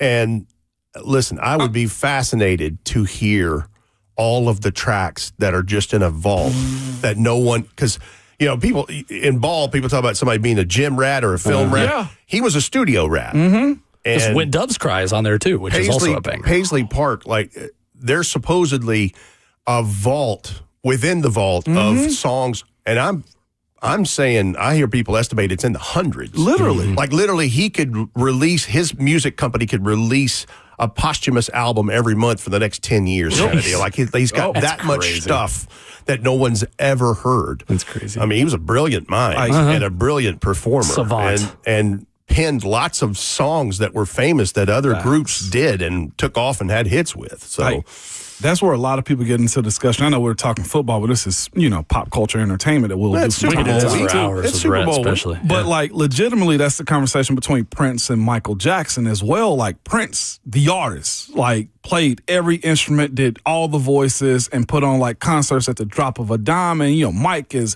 talented singer, dancer, performer, entertainer, and the discrepancies, like people will choose one hard side versus the other when you look at the differences between the two.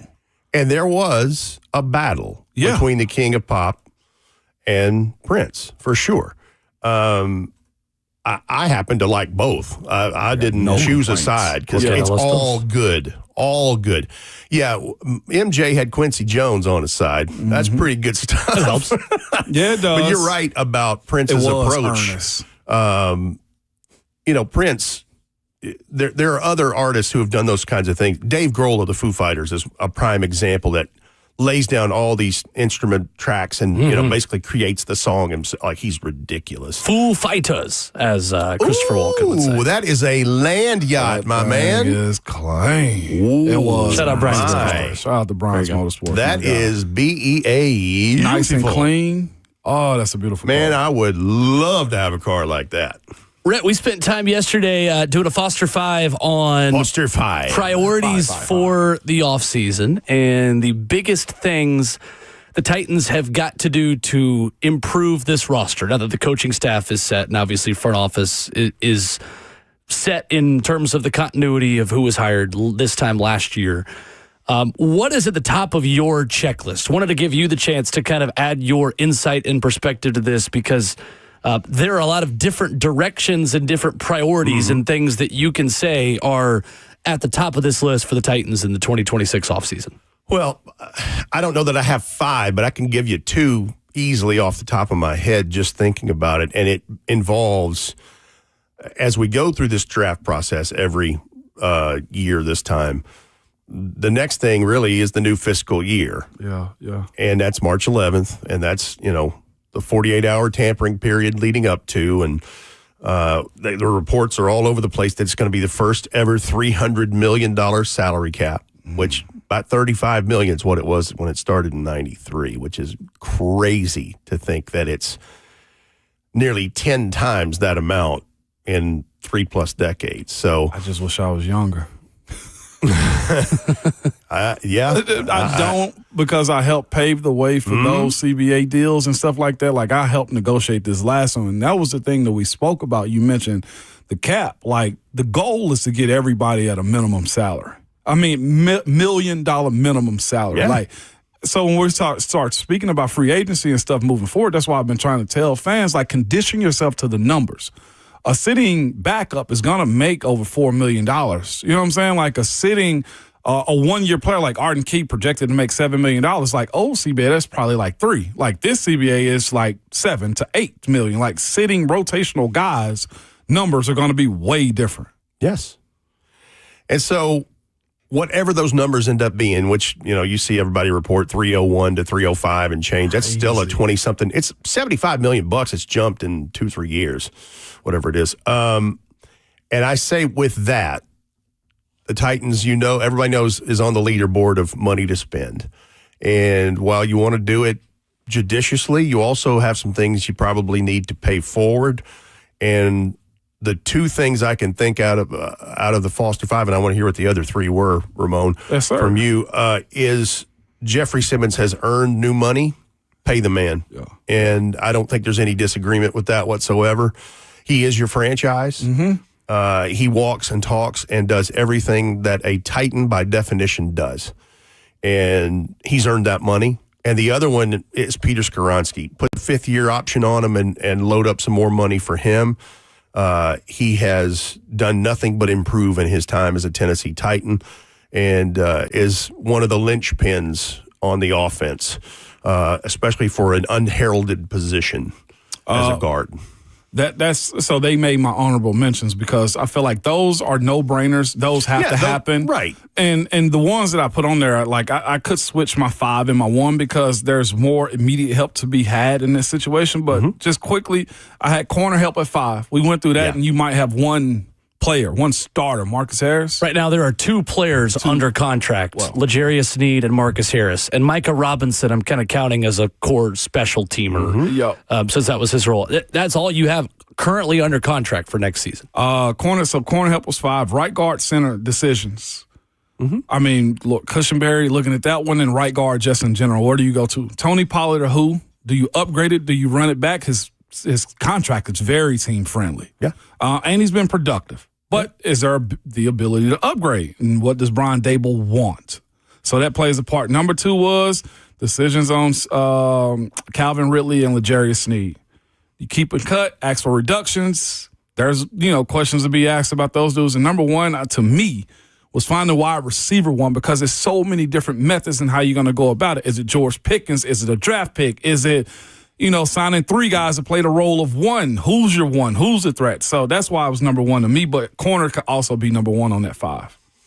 I wouldn't disagree with any of those things. Those are top of mind topics when you're talking about how this thing works. And you're right. I mean, the secondary, it's not just the secondary. I mean, what are there, like 26 pending free agents? We went through the roster. We started with the defense today, and really it's only linebacker that you feel like you have your starters and your backups probably already on the team. Because at safety, Kevin Winston Jr., Xavier Woods, Amani Hooker are back. You have names like Kendall Brooks, Eric Hallett, Sanusi Kane, Keedrain Callaghan as backups there, and really those guys were brought in because the first three names of that list were all hurt. Yeah. And they all got hurt in San Francisco on the same day in some of those injuries. I know Amani had a little bit of a different timeline. And then at corner, you have pending free agents, RFAs, both of them, Kamon Hall and Darrell Baker Jr. And defensive line, it's Jeffrey Simmons, Tavondre Sweat, and then a bunch of young guys who maybe a couple of them can stick and develop and be depth pieces moving forward. But Rhett, I think it's interesting with how much Robert Saleh rotated bodies in New York. His defensive linemen consistently would rotate in and out, where he would play more bodies for less snaps than most other teams in the NFL. And even Quentin Williams was like 29th in snaps per game and total snaps, even in a Pro Bowl season for the New York Jets. We could be looking at an organizational shift that says, we don't just want 4 defensive linemen playing a lot of snaps. We want 6, 7 guys that we can rotate in and out substantially. Well, and knowing that he's a 4-3 defensive mind, right? There's going to be some shift there type anyway. Changes. Correct. Yeah. And that's why when you're thinking about this upcoming draft and the top names at pass rusher, it begs the question, is it a David Bailey draft at 4, if that's what it is at 4, hypothetically? Or is it Reuben Bain? Yeah. Is Reuben Bain more attractive, knowing the rotational part of that and having extra dudes up front? So, and that certainly lends towards his skill set. Right. But either one would be mighty fine. I'm just looking at pending possible free agents. Mike Clay at ESPN does a great job with those hot sheets. Tariq Woolen. Yes, sir. Is set to be a free agent. That's a name. Jalen Phillips, pass rusher for the Eagles. Elijah Vera Tucker, when we're talking about an interior offensive lineman who's versatile. Former Jet, too. Former Jet. Tyler Linderbaum at Baltimore. I mean, there's some stuff. You said George Pickens, Juwan Jennings. I mean, Juwan Jennings is in there. You know, and how it all plays out. I mean, who in the devil knows? But there's names there. There's a list every year, and you know, the window for tagging and those things opens up pretty soon, and so we'll start to see how some of that plays out. Man, I didn't realize how good Tariq Woolen's testing numbers were in his pre-draft process coming out of UTSA in 2022. Remind me, because his vert was like 40 plus, wasn't it? He had a 42-inch vertical. There you go. At 6'4", 205, with 33 6.25 inch arms, and ran a 4.26 40. Hello, minute.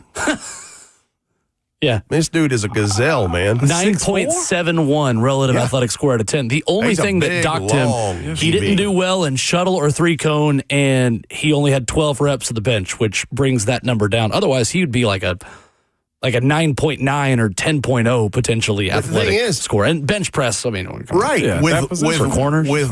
With levers that long, that's a short arm man's game right there. Yes, it is. That's always been my excuse. On the bench press. But I mean, yeah, he was like built in a lab kind of deal. Yes, and from what we know about the corners that this organization brought in last offseason, I do think they value the overall size, speed, and arm length. They are pivoting towards longer corners under Mike Borgonzi's leadership. At least they did in the small sample size we have of last year. And listen, I talked about the nickel part of this as it pertains to playoffs and how important these things are just in defenses playing against 11 personnel. I mean, that's what Kevin Winston Jr. was brought here to be. Yeah. And you're talking about a guy that's 6'3" and long, and he fits that kind of prototype. And that's why it's important I contend that's one of the more important stories to follow this offseason is making sure he gets back to the football field and the practice field to help this defense, because I think he can definitely help this defense. Oh. Rhett, real quick on the way out, Super Bowl 60 between two teams that we saw in person this season. And unfortunately, we saw a lot of really good teams this season because the Titans had the hardest schedule in the National Football League. Yep. What stands out about the matchup? On one hand, Mike Vrabel with extra time to prepare is just always good. On the other hand, I think Seattle's the best team in football. It has been for quite some time, the way they're playing right now. Let me say this, and I think both can be said about both quarterbacks. Mm-hmm. But if the New England Patriots win this game, it comes down to how clean a play does Drake May have at the quarterback position. Yeah, definitely. Because you've got double-digit sacks and a half dozen fumbles, and just in the playoff games. And some of it his fault, some of it's not his fault. That being said, if he plays a cleaner game and he uses those legs to go with the other run game 1-2 punch that Ramondre Stevenson, listen, Travion Henderson coming along with Ramondre was a very good thing for Ramondre because he's had ball security issues in the past of his own. I feel like that's the difference in this ball game. If that Seattle defense does what I think it'll do, and Sam Darnold doesn't have any ball security issues, Seattle could very well win. Listen, it could go either way, but I think Seattle's probably the winner in this. I think the lack of ball security issues or the increased ball security issues that Drake May has had just in this playoff run, I hope it doesn't come back to bite him, but I'm afraid it's going to. I'm with you. Brett Bryant in studio with us as he is every Wednesday at 9 o'clock. Good to see you. Appreciate you. Good to see you all. Happy hump day. We'll wrap up the show. Headlines we missed on the way out after this.